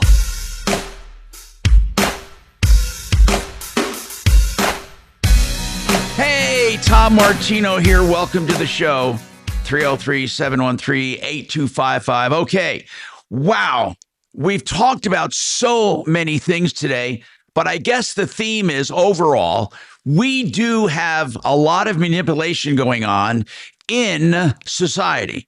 We have a lot of manipulation, and what we have to do is be aware of it and simply do our due diligence when it comes to ingesting information. It's that easy. We truly have to do that in order to protect ourselves. Now, getting to John Fuller and personal injury, we've had a lot of talks, but we do have some stuff that I've put together. I squirrel some questions away when I get them. Also, my AI presents me with the questions I've gotten. I have what's called a custom GPT, and it extracts statements that from the emails and text, so I don't have to read the whole things. And then I go through and try to find the interesting ones to pick his brain. And real quick, do you have to call police with an accident? Is it better to have a police report? Absolutely, 100% of the time. It's always better. Always better. Now, if they don't come to the scene, you do a counter report? Yes, sir. All right, we're going to talk about personal injury and more, plus any of your questions, problems, and complaints. Give us a call, please. 303-MARTINO, 303-627-8466. This proponents of dash cams. Oh, yeah. Even last Good. night, my poker game, people talking about tickets and they dash cam. She said, well, I know I came to a stop. I said, well, if you had a dash cam, it would be like a speaking dash cam. Right. I said, it's the best thing. I'm telling you the points and it's also your insurance. Mm-hmm.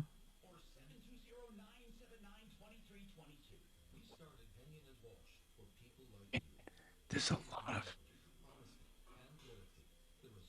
So, Tom, does Wave 8 send out a... It's Martino Capital now, but do we send out what? Do you send out a quarterly report? We send out, we have, you should be getting it by email, but also we can give you a login where you log in and see all your statements, and you can see day-to-day activities. And yeah, so it's not Martino? Martino Capital. The reason we changed that is because that's what everyone was Googling. Everyone. Martino. So fucking Wave 8. I mean, it was just a name. Oh, by the way, so I was looking for some...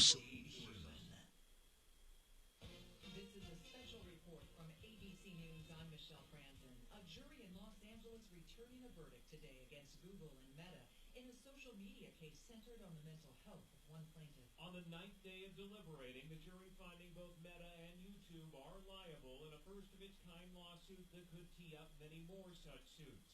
The jury finding the platforms that create Facebook, Instagram, and YouTube are negligent in the design or operation of their platforms, causing harm to a 20-year-old woman who says her use of social media as a child addicted her to the technology and led to mental health issues.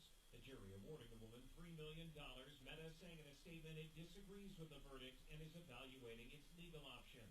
Alex Stone, ABC News, Los Angeles. YouTube also in a statement says it plans to appeal. It follows another landmark case this week in New Mexico. A jury found Meta liable for endangering children and misleading users about the safety of its platforms. This is ABC News. The back and forth over DHS funding continuing in the Senate with a 2-week scheduled recess looming. The Senate's top Democrat says his party has made its latest counteroffer. Chuck Schumer says Democrats will continue insisting on reforms at ICE and the Border Patrol. Reforms that police departments across America follow every day. Top Senate Republican John Thune noted that between last fall's shutdown and the one now underway, most DHS employees have reported to work without the promise of a paycheck for more than 80 days since the start of the fiscal year. No wonder TSA agents are quitting in droves. Anyone would be. Stephen Portnoy, ABC News, Washington. Amid that growing shutdown, those lines growing at airports, many TSA officers calling out in order to pick up a second job that pays the bills. A scientist from the Netherlands who pioneered the modern food processing safety standards around the world was awarded this year's World Food Prize. I'm Michelle Franzen, ABC News. You know that feeling? Like every door is closing and you just can't see a way out?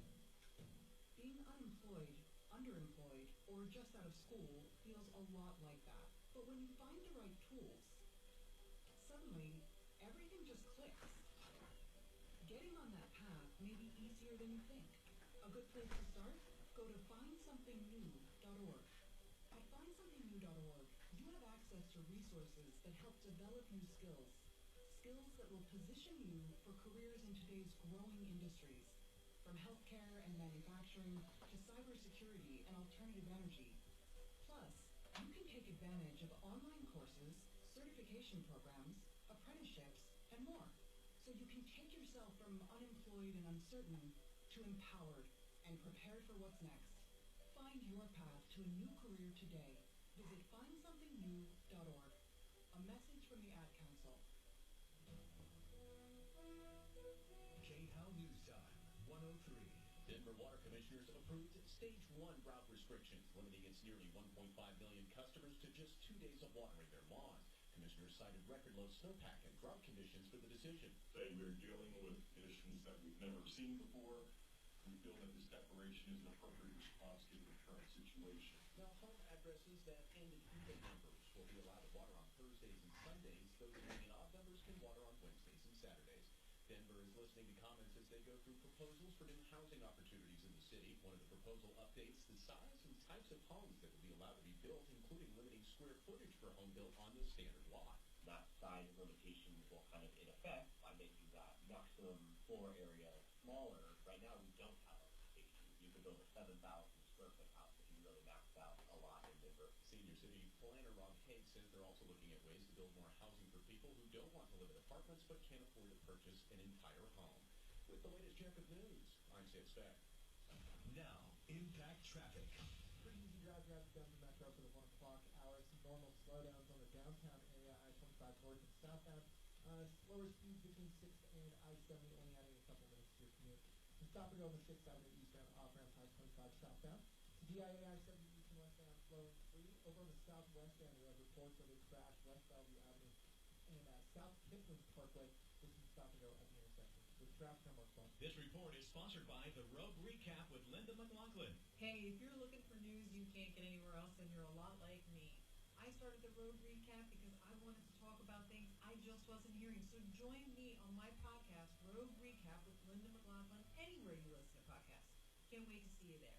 We honor the biggest stars from all genres of music that you love listening to all year long. Don't miss our 2026 iHeartRadio Music Awards. Watch live on Fox tomorrow night starting at 7 p.m. And listen on iHeartRadio stations across America and the free iHeart app. Trashy is a proud partner of the 2026 iHeartRadio Music Awards. This spring, turn your closet clutter into rewards with the Take Back Bag. Learn more and get started at trashy.io. Pickleball is on the rise. 46.8 million players nationwide, with a projected $5 billion industry by 2033.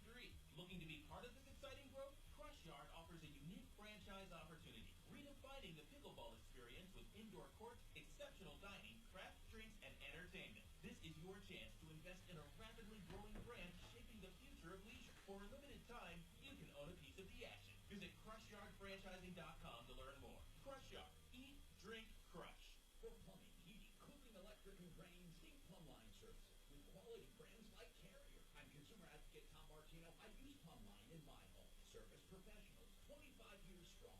About a mission of excellence, character, and ethics. Castle Rock to Fort Collins since 1998. Plumbline and Carrier. Turn to the experts. No phone call, no hassles. PlumblineServices.com. Service at home, service at heart. Plumbline trusted hardwood flooring experts. Schedule your free estimate at brothersflooring.com. Here's what's happening. U.S. deploying 2,000 troops despite Trump saying this Troubleshooter Show for the first time. Shutdown. Democrats have held TSA hostage. Someone you want to come on the show and talk about something? Governor Pritzker blames failure of the president. Bringing you the names you know. Ryan Shue. Yeah, we do. He's having Lauren Boebert on like you do, all of these guys, Brockler and the rest of them, it's just been great. Mornings 6 to 10 on Denver's talk station, 630 KHOW.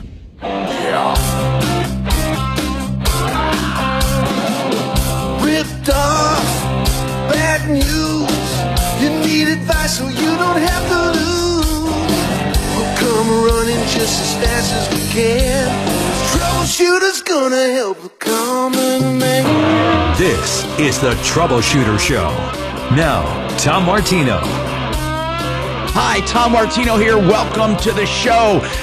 We have a lot to talk about. Sandy has a question for John Fuller, our personal injury attorney today. And then anything on your mind. If someone lied to you, cheated you, ripped you off, if you have a question about a contractor or someone is knocking on your door, or you want insurance questions or buying and selling real estate, or you have a problem at work, anything. We take any and all problems. In fact, we call it Media with a Purpose because it truly is the only place in media, the only place to truly talk about these everyday aches and pains. And I've been doing it for 45 years. We've recovered hundreds of millions of dollars for people in cash, merchandise, exchanges, refunds, and services, along with my compadre, Major Marc Mager, who I think he's on right now, Major Marc Mager, or he. Oh, yeah. Okay. So let's take Sandy. She has a question for John Fuller. Go ahead, Sandy. What's happening? Hi. Thank you for taking my call. I have a question for John Fuller. My house is on the market to be sold. We had an incident on Sunday where a child who was not supposed to be in the house almost got injured because of the negligence of the parents. I'm wondering what the legalities are regarding someone being injured on my property during a real estate viewing. Can I be held responsible for that since they are really invitees? Okay, let me get a few questions here. Is the house vacant? No. Is it in show condition? Are you living there? We are living here, and it is in show condition. It is not child-proofed. Okay.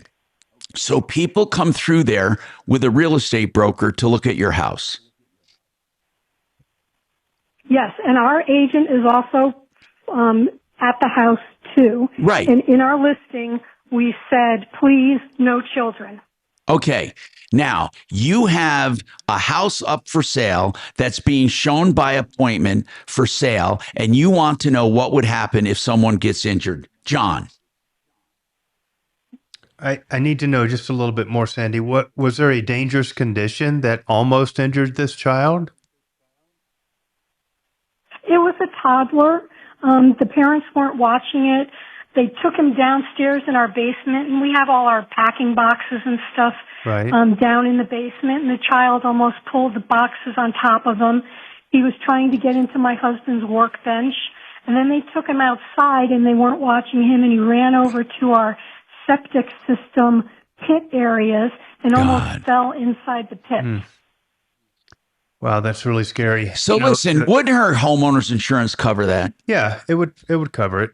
I mean, the law says that you're responsible for your unreasonable failure to take reasonable steps to protect against a dangerous condition that you knew of or that you should have known of. And that's not my way of talking. That's what the statute says.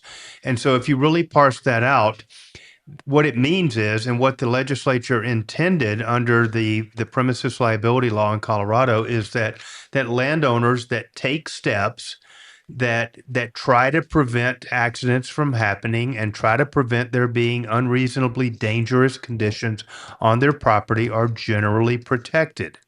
Now, the flip side of that is that if, in the benefit of hindsight, there is a dangerous condition and you didn't take steps, and something happens, then yes, the landowner can be held responsible. Yes, it would be covered by your homeowner's insurance, but I think you can't prevent every accident from happening. That's not realistic, but you can take steps, you can warn, you can try to have rules in place you can do all the right things to try to prevent things from happening. And all of those right things do stand in the way of somebody being able to recover if something happens.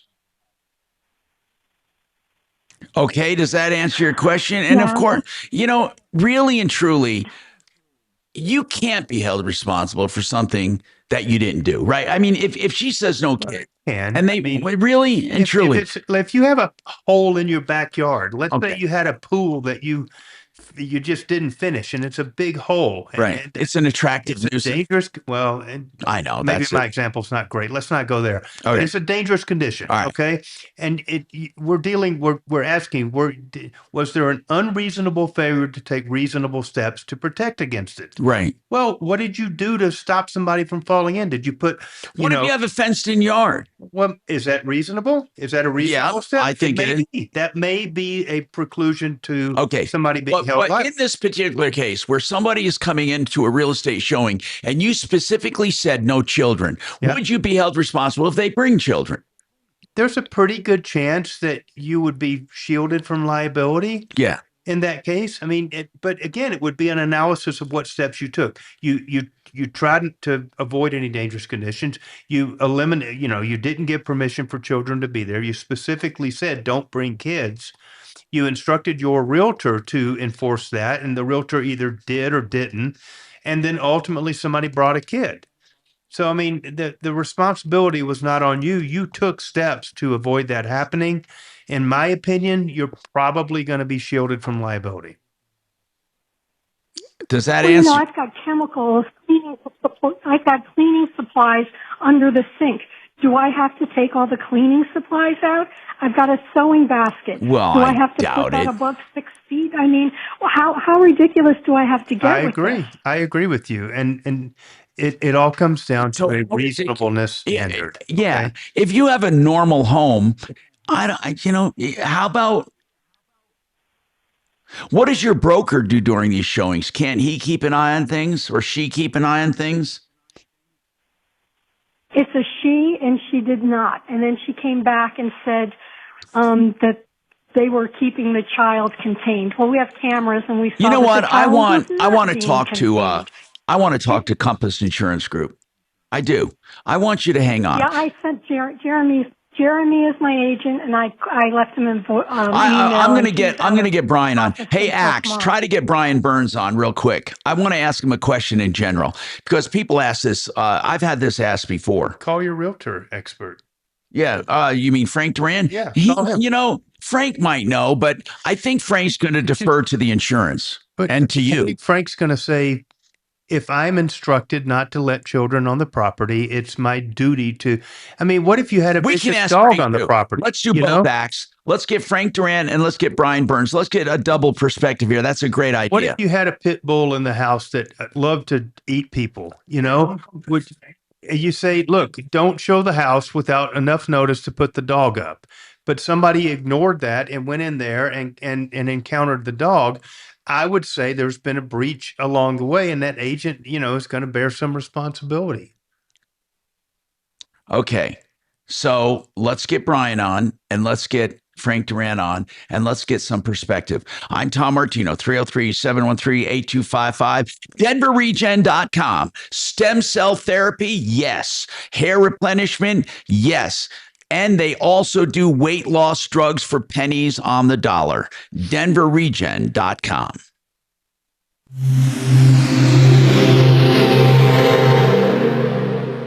When Colorado comes together, hunger doesn't stand a chance. Right now, ARC Thrift Stores is expanding Feed Colorado, one of the state's largest food drives, helping nearly 745,000 Coloradans, including 172,000 children facing food insecurity.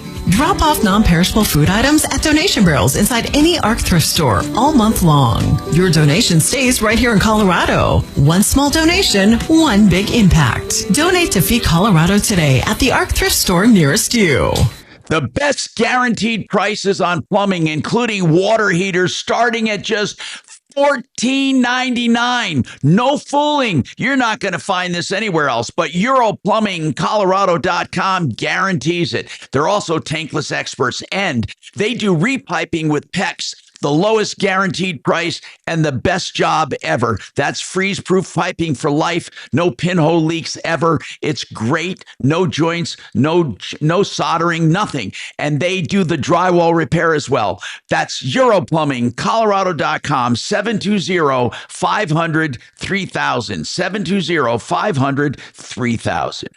And you want to talk about deals? Let's talk about Sheridan Auto Tech. For just $120, they do 2 hours of a complete checkout of your used car. They do way more than checking out used cars as well. If you have a car, even a newer one, and you want to save money from the dealer, then go to Sheridan Auto Tech for your regular service. These are great people. And I'm telling you, Sheridan Auto Tech can do all repairs and maintenance and electrical issues for the best prices and the great quality. They are truly one of the best people we deal with when it comes to cars. We get rave reviews all the time. Check them out, Colfax, west of Wadsworth, or call them, SheridanAutotech.com, 303-455-7242, 455-7242.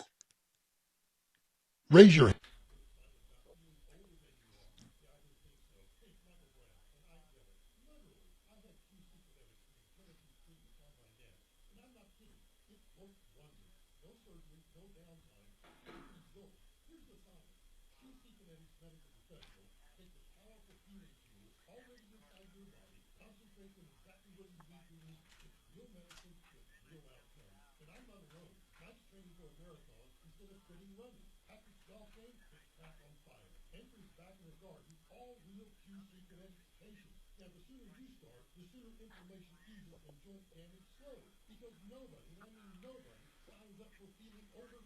Okay. As I'm here, I'll tell you what, Jimmy. What we can do is I'm just going to put you on a hold, and when we come back from break, Tom will take your call. Does that sound good? Okay, perfect. I'm just going to put you on a hold, listen for your name through the phone. When they call it, you're up. Awesome. Thank you. Please hold, Jimmy. I didn't switch to Pure Talk just because I wanted to save 50% off the same 5G service I've been paying twice as much for. I switched because I like the idea of being in business with a wireless company that supports our veterans in a meaningful way. Pure Talk also creates American jobs every day by keeping their entire operation in this country. I appreciate that. If you feel the same, dial pound 250. Say Mike Rowe, then switch to an American wireless company that actually stands for something. Pure Talk. Ravina's beautiful window siding endorsed for every price point. The only window and siding company not listed. You know, I know, I can tell, and I can predict if my son texts me, it's either going to be, can I, or is it okay if I, or can you send? Does he answer the phone? My son never answers. No. I can. He won't answer the phone. Oh, what a pain in the ass he is.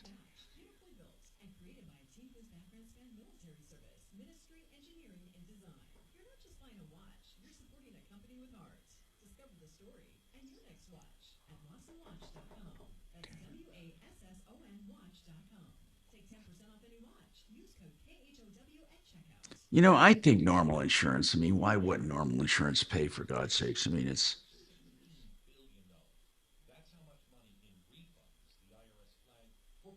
Well, yeah, the insurance is going to cover it or defend it either way. That's true. I mean, that's not even in question. The question is whether or not they would pay on it. I mean, this lady's not going to have anything personal liability, you know.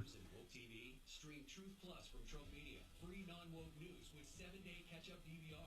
Upgrade to the Patriot package featuring Newsmax and Great American Family. Go to Truth+.tv or download the... Hey, Tom. Yeah. I just texted Jennifer with Compass because Brian's on vacation, so we'll see on that. She might be in a doctor's appointment, but I also texted Frank. All right.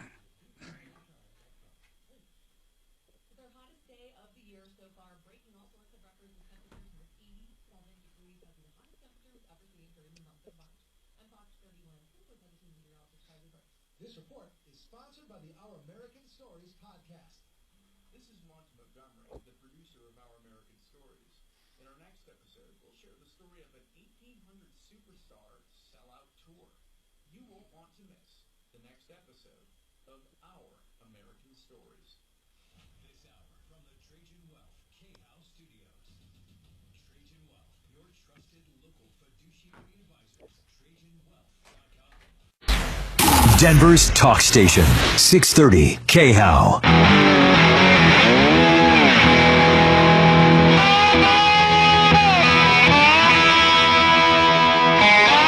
Hi, Tom Martino, your troubleshooter. We're trying to get an answer on that definitively from our insurance expert, but we may not be able to because he's on vacation. But here's the bottom line. I looked it up, and normal homeowners insurance does cover houses when they're when they're listing. And if it's vacant for a long period of time, they could give you a hard time. But if you're living there and it's listed, they cover people who come in to look at the house. And I don't think you're going to have any problem there, Sandy, but we will double check with Frank Duran. We're still trying to get through to him if you want to hang on. Jimmy, welcome to the show. What's going on with you, Jimmy? What's happening? How you doing, Tom Martino? What's going on, man? I am calling. Yeah, hi. I'm calling you because I had an extended warranty that was purchased with my auto vehicle. Yeah, what kind of is this newer? Is this newer used, Jimmy?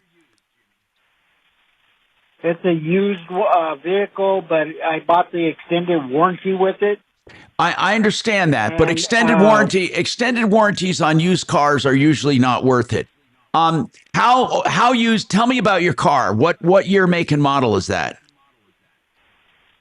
It's a 2016 Colorado. Okay, and how many miles are on it? 110,000. Okay, I'm going to tell you that you may have a really tough time getting any coverage. How much did you pay for that? Okay, that's not the issue, Tom. The issue is that I thought that they were the ones who made the call to me to give them a down payment to make sure that thing was going to stay active. Here, I need to. Okay, a different company. Okay, I don't know what you're saying. Supreme Auto. Okay. Well, I don't know what are you asking about? I don't understand. You have an extended warranty. By the way, if you can cancel it, you should cancel it, because the reason I asked what you're paying for it is because if you paid more than $100 for it, you overpaid. With 110,000 miles, there is virtually almost nothing that will be covered under this extended warranty. Okay? I'm just going to tell you now that it's a waste of money. Okay, go ahead. What did you want to ask?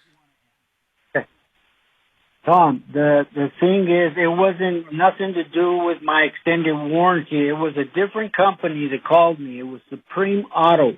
I know. They called me and asked me to get down payment for them to keep my extended warranty active. I gave them the payment, $185. Okay, and then I told Jimmy, when did they? Okay, you bought the car with an extended warranty. When did you make that purchase, Jimmy? That was about. It was 9 months ago, Tom. Okay, but, and when did you When did you get that second call? Okay. When did you get that second call? I got that second call February 3rd. Okay, so you got that second call and they told you had to make a payment. That was a ripoff. That was just a company trying to sell you another warranty. Right, exactly. Now you're understanding. There was another company trying to sell me another warranty. Right. I did not know, and I gave them the down payment of $185. And how did you give it to them? How did you give it to them? Jimmy, how did you give them the payment? I gave them the payment through a debit card. Okay. Unfortunately, well, if you used it as a credit card, you might be able to contest it. But you got ripped off, Jimmy. I mean, if you gave him your debit card, you thought it was the other warranty company and it wasn't. By the way, oh my God, here's the deal. This company that took the $180, make sure, by the way, they're going to keep taking money from you. Just beware of that, okay? They will do it again and again and again. You're going to have to cancel that debit card and get another one. The card. Good. Excellent. I already did that. Did they tell you could contest that charge because you used it as a credit card or not? Will they let you contest it or not? They did. Excellent. The bank told me I could. Excellent. So what do you? So I think you took care of it. Done. Okay. Okay. Good.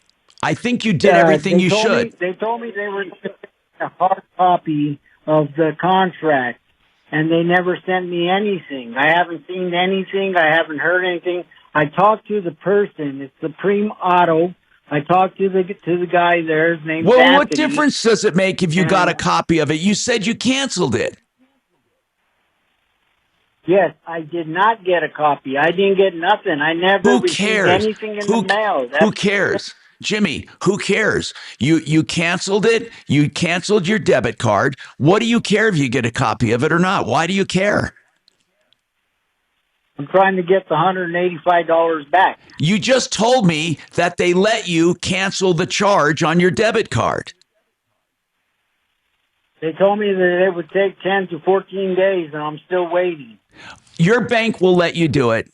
You did the right thing, Jimmy. You canceled the card and you contested the charge. You will get that money back. But you're not going to get the money back from the warranty company because they're a ripoff. So trying to get a hold of this warranty company is useless. Jimmy, you were ripped off, okay? That's all I can tell you. And because you were ripped off, you're not going to get your money back. Okay, not from the warranty company. You will get your money back from the bank who is letting you contest the charge. What you're doing is right. So that's it. Thank you for calling. 303-713. Jimmy, you're doing the right thing. That's what I'm trying to tell you. 303. Original warranty. Well, he didn't want to, okay? I mean, he had it for 9 months. It's going to be difficult to cancel that now.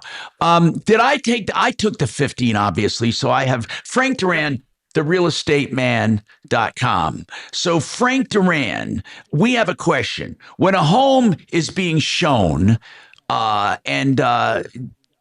first of all, if they say no kids allowed, do you enforce that, Frank? Isn't that up to the broker to honor the seller's request? Yes, Tom. However, I would say this. You got to be careful with such things as no kids allowed, because that could fall under fair housing, familial status. So to say I'm refusing to show because you have kids, that could come across that way, and that could potentially get into muddy waters. Now, one thing I'll tell you, though, we would have a duty. If a seller tells me, hey, there's certain instructions, as long as it's nothing that's, discriminatory, we can take reasonable steps for such things like that. Okay. And what I would say, too, is put them in the instructions and even maybe put some signs up. Frank, so you said if you can't say I won't rent to somebody with kids. No, he's not talking about rent. He's talking about growing it.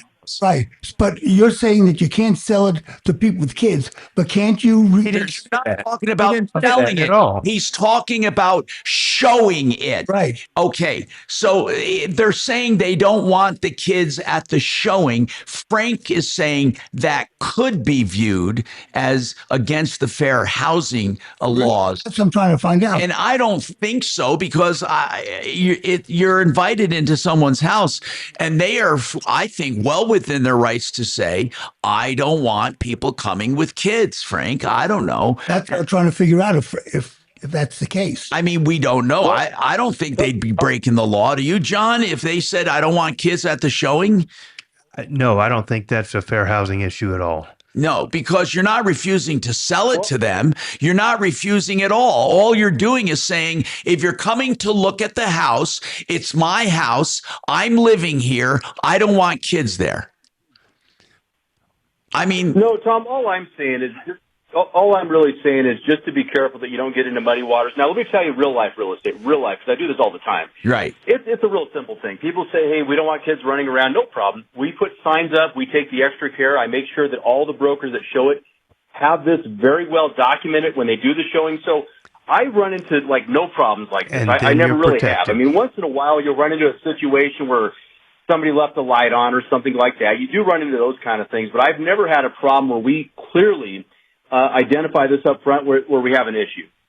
All right. That's a good idea, And then Frank. by doing that, those are the steps that go into the analysis of taking reasonable steps to protect against dangerous conditions. You're saying, look, there are dangerous conditions on this property that are not suitable for young children. Here's signs, here's warnings, here's an explanation of what we don't want you to do. You know, if they break every one of those and do it anyway, you're going to be pretty darn protected in that situation. Okay. So, Frank. On top of that, and that's a good point, but I'll say this too. We even take extra caution, even on our listing agreements. We say we recommend removing valuables, medications, guns, anything of that nature. So we're very careful with those things, guys, even on the front end before I even take a listing. I get what you're saying, Frank. I totally agree. Thank you very much. Frank Duran, therealestateman.com. Okay. Kat, what is your problem, Kat? What's going on? Oh, hi. Hi. Yeah, my daughter has a 2018 Toyota Highlander. Okay. And she's had it at Corwin Toyota for 7 days. Why has it been there? Why has it been there for 7 days? Because they can't tell her what the problem is. First of all, they couldn't recreate.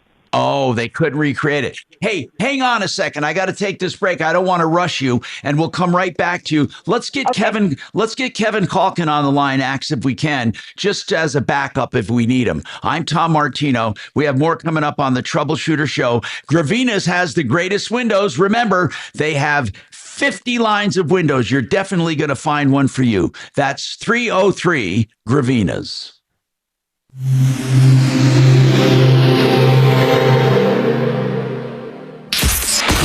KRFX HD2 Denver. KHOW Denver, an iHeart radio station. Ryan Schuling, Tom Martino, Michael Brown Reloaded, and Dan Caplis. This is Denver's talk station, 630 KHOW. Now, impact traffic.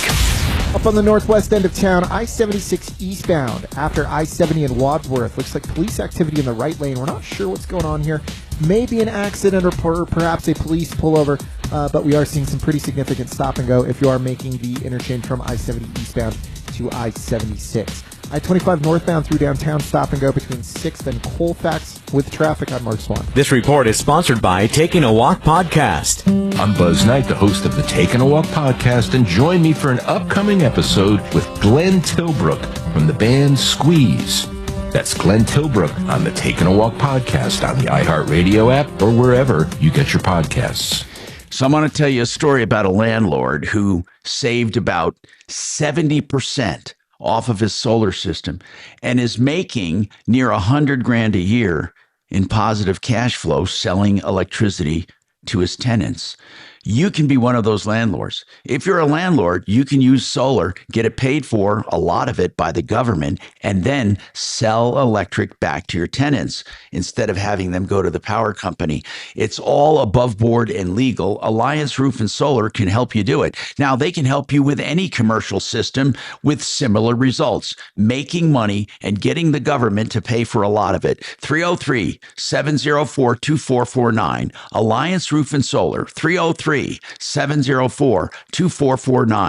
The website is redrocksrs.com.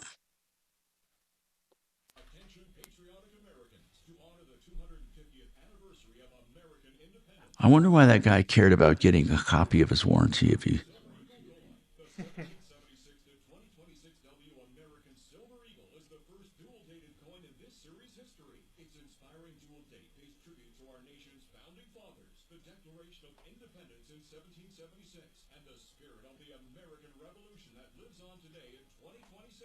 Now is your chance to get this first-of-its-kind dual-dated American Silver Eagle in perfect proof 70 ultra cameo condition, like nothing collectors have ever seen. But hurry, pre-sale slots are limited. With mintage of just 500,000 coins, this release is a true absolute rarity. Secure your 250th anniversary Silver Eagle now with Rare Collectibles TV exclusive pre-sale. Call 800-925-1544 now before they sell out. That's 800-925-1544. 800-925-1544. If your leisure time feels more valuable, you're not alone. That's why your outdoor living edition is not a luxury. It's the lifestyle place where life actually happens. Deck Tech helps you reclaim time by creating an outdoor room that brings comfort, beauty, and connection with friends and family into daily living. Deck Tech Outdoor Designs has been Colorado's trusted guide for beautiful decks and patios, patio covers, sunrooms, and more for over 35 years. And Deck Tech does it all, from design to completion, with its own licensed and insured in-house teams to avoid stress, delays, and unwelcome surprises. And Deck Tech designs around your lifestyle, budget, and timeline, so you get results you love and peace of mind along the way. Take the stress out of planning. Sure, this chair's gonna break one of these days. I lean back. That chair's older than you are. Oh God. Probably is. You're 19? 19. Yeah, it might be. Oh wow. Probably came with the building in 2000.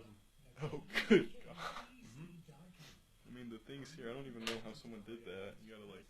You Really get hungry. Radio people. Just take bites off. Oh God.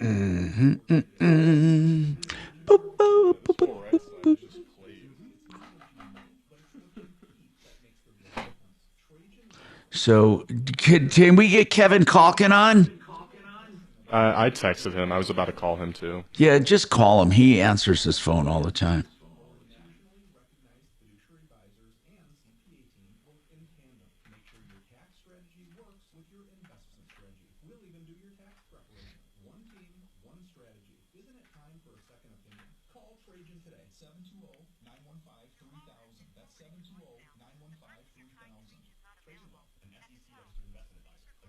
He didn't answer. Yeah, I was about to say his cell just went straight to voicemail.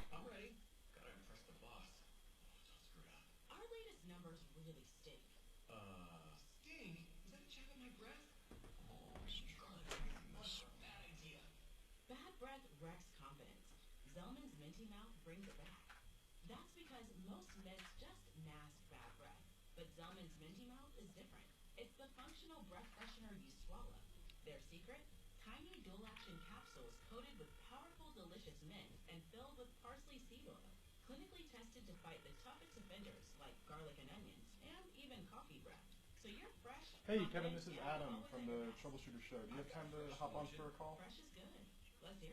Awesome. We have a lady on who's having issues with a mechanic. She took her car to their shop and she can't get it back and they want to know what's wrong with it. Who's Adam? Yeah. Is that Kelly's husband? Who's that? Who is Adam? Thank you. He's just somebody we hired.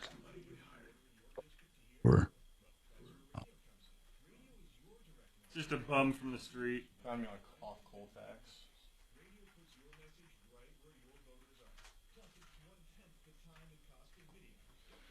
And Tom, I got Kevin on. Thanks. About time. iHeart.com. That's win with iHeart.com. EuroPlumbingColorado.com has the lowest prices guaranteed. Hi, Tom Martino here. All right, Kat, come on and talk about your Toyota Highlander in the shop for 7 days. I have Kevin Calkin from Sheridan Auto Tech listening, and he can chime in. So, what were the symptoms on her? Is this, you say, your daughter's 2018 Toyota Highlander? Yes, with 100,000 miles on it. Okay, so what were the symptoms? And, okay, say about 2 weeks ago, she, was driving it, drove into her garage, and it just shut off. And she couldn't restart it, and it wasn't the battery. And then the next day, she could restart it. Then it started. She would get to a stoplight and stop, and it would turn off, and something on it would say, put it in park, turn it off, and start it again, and it would start. And that happened like 3 or 4, 5 times. And why has it been at the shop for 7 days?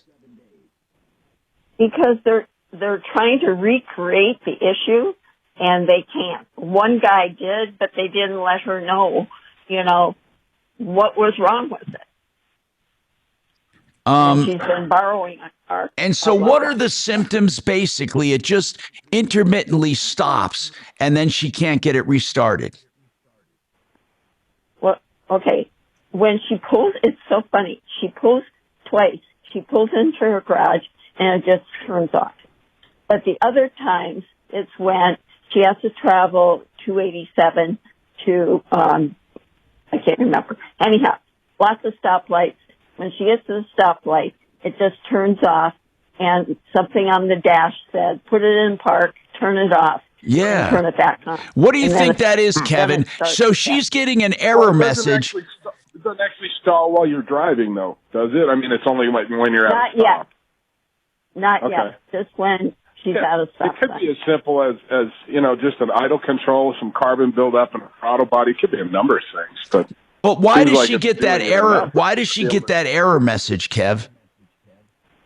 That's just a common thing on Toyota. It's just that's really not telling you anything. I mean, they should pull codes and check data, different things. Yeah, why aren't they doing that? Why aren't they pulling? Well, go ahead.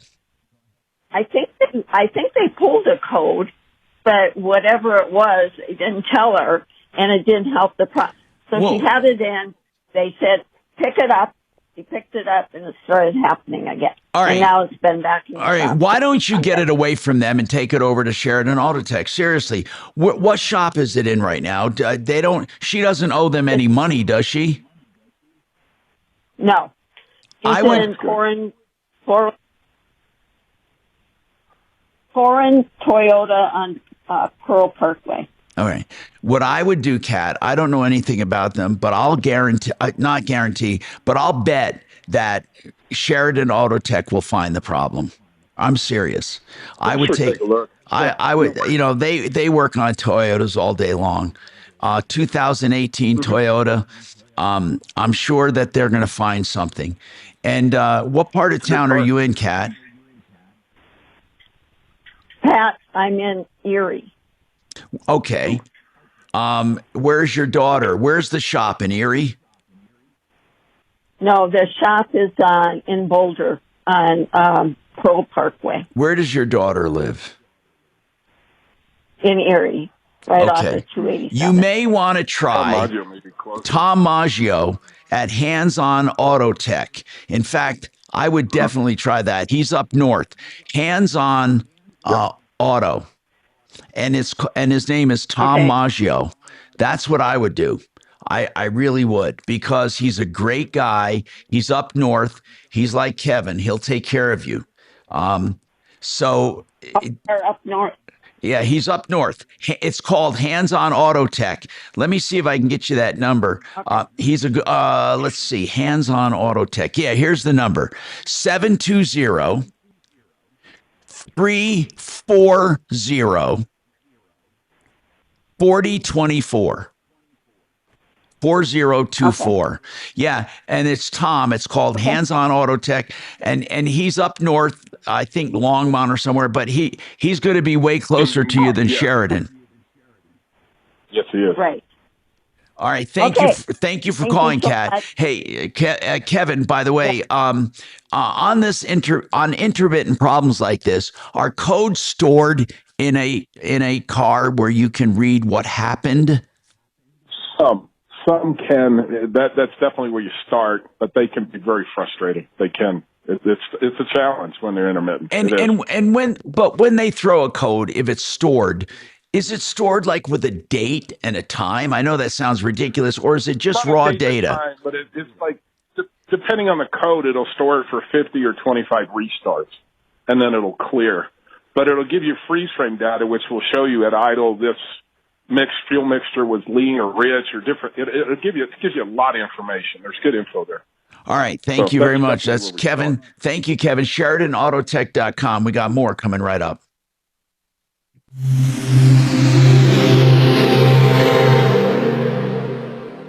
Now, impact traffic. Up on the northwest end of town, I-76 eastbound after I-70 in Wadsworth. Looks like police activity in the right lane. We're not sure what's going on here. Maybe an accident or perhaps a police pullover, but we are seeing some pretty significant stop and go if you are making the interchange from I-70 eastbound to I-76. I-25 northbound through downtown, stop and go between 6th and Colfax with traffic on Mark Swan. This report is sponsored by the Our American Stories podcast. This is Monty Montgomery, the producer of Our American Stories. In our next episode, we'll share the story of the man Hitler called the new Noah, Andrew Higgins. You won't want to miss the next episode of Our American Stories. If you want the best prices and the best value on your countertops, you want theartofgranite.com, where tear out and haul away is always free of charge. And you pay wholesale for all countertop materials, whether it be natural stone, including granite and quartzite, and man-made materials like quartz and more. They do it all. And when you decide on it, go visit them in Golden. When you decide, they come to your house and measure and template. And 3 weeks later, you have beautiful countertops. 303-386-5919. 386-5919. Theartofgranite.com. Are you ready?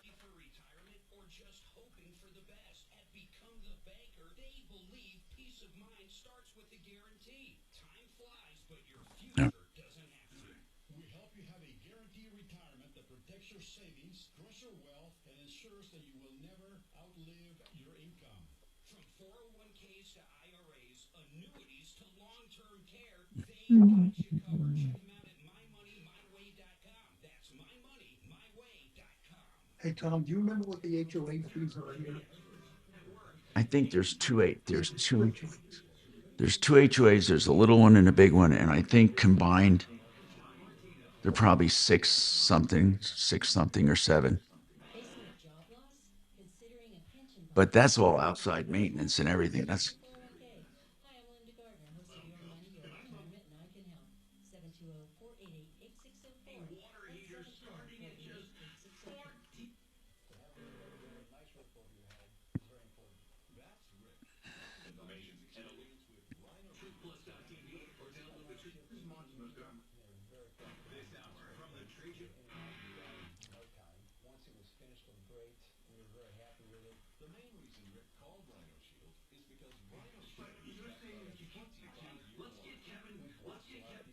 the Troubleshooter Show.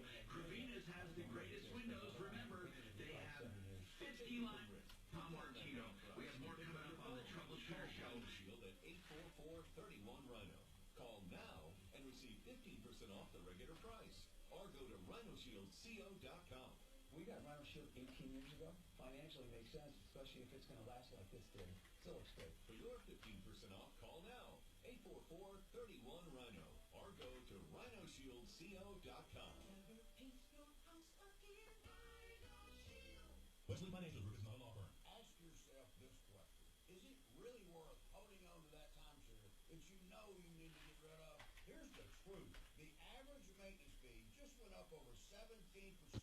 That could have been 117%, and there's nothing you can do about it. When you buy a timeshare, you give them a blank check for annual maintenance and assessment fees. That's a big one. What happened? Founder of Wesley Financial Group. For 15 years, I've helped over 50,000 families cancel their timeshare. Not sell it, not transfer it, cancel it. Did you buy a timeshare because they told you it was a great investment? I don't know why that was just so fun. Are you ready to get rid of your timeshare once and for all? Simply call us and I'll send you our timeshare exit kit that explains all your options for cancellation. Call Wesley now for your timeshare exit kit. 800-979-3535. That's 800-979-3535. 800-979-3535. You know what sets John Cleese apart from other lenders? You're going direct, no middleman. That means low rates and low fees. John offers home loans of all kinds, lines of credit. He's also an expert with people that are self-employed, credit challenged, or just have a unique financial situation. If other lenders say no, John can often say yes. Call John, 303-577-7206. 303-577-7206. John Clayton, NMLS ID 271003. CMG Home Loans, NMLS ID 1820. Equal Housing Opportunity. Right now, we could all use some extra cash. So why not visit David Ellis Jewelry to cash in your old useless tangled jewelry, coin, and anything else containing precious metals. He'll even buy your fine jewelry and diamonds. Hello, I'm consumer advocate Tom Martino, and I recommend David Ellis Jewelry because I've known David for years. I trust him. You can too. 2640 East 3rd Avenue. That's 3rd and Payne. 303-322-8779. 322-8779. On paper, the three hosts of the Nick Dickens-Hole Show are geniuses.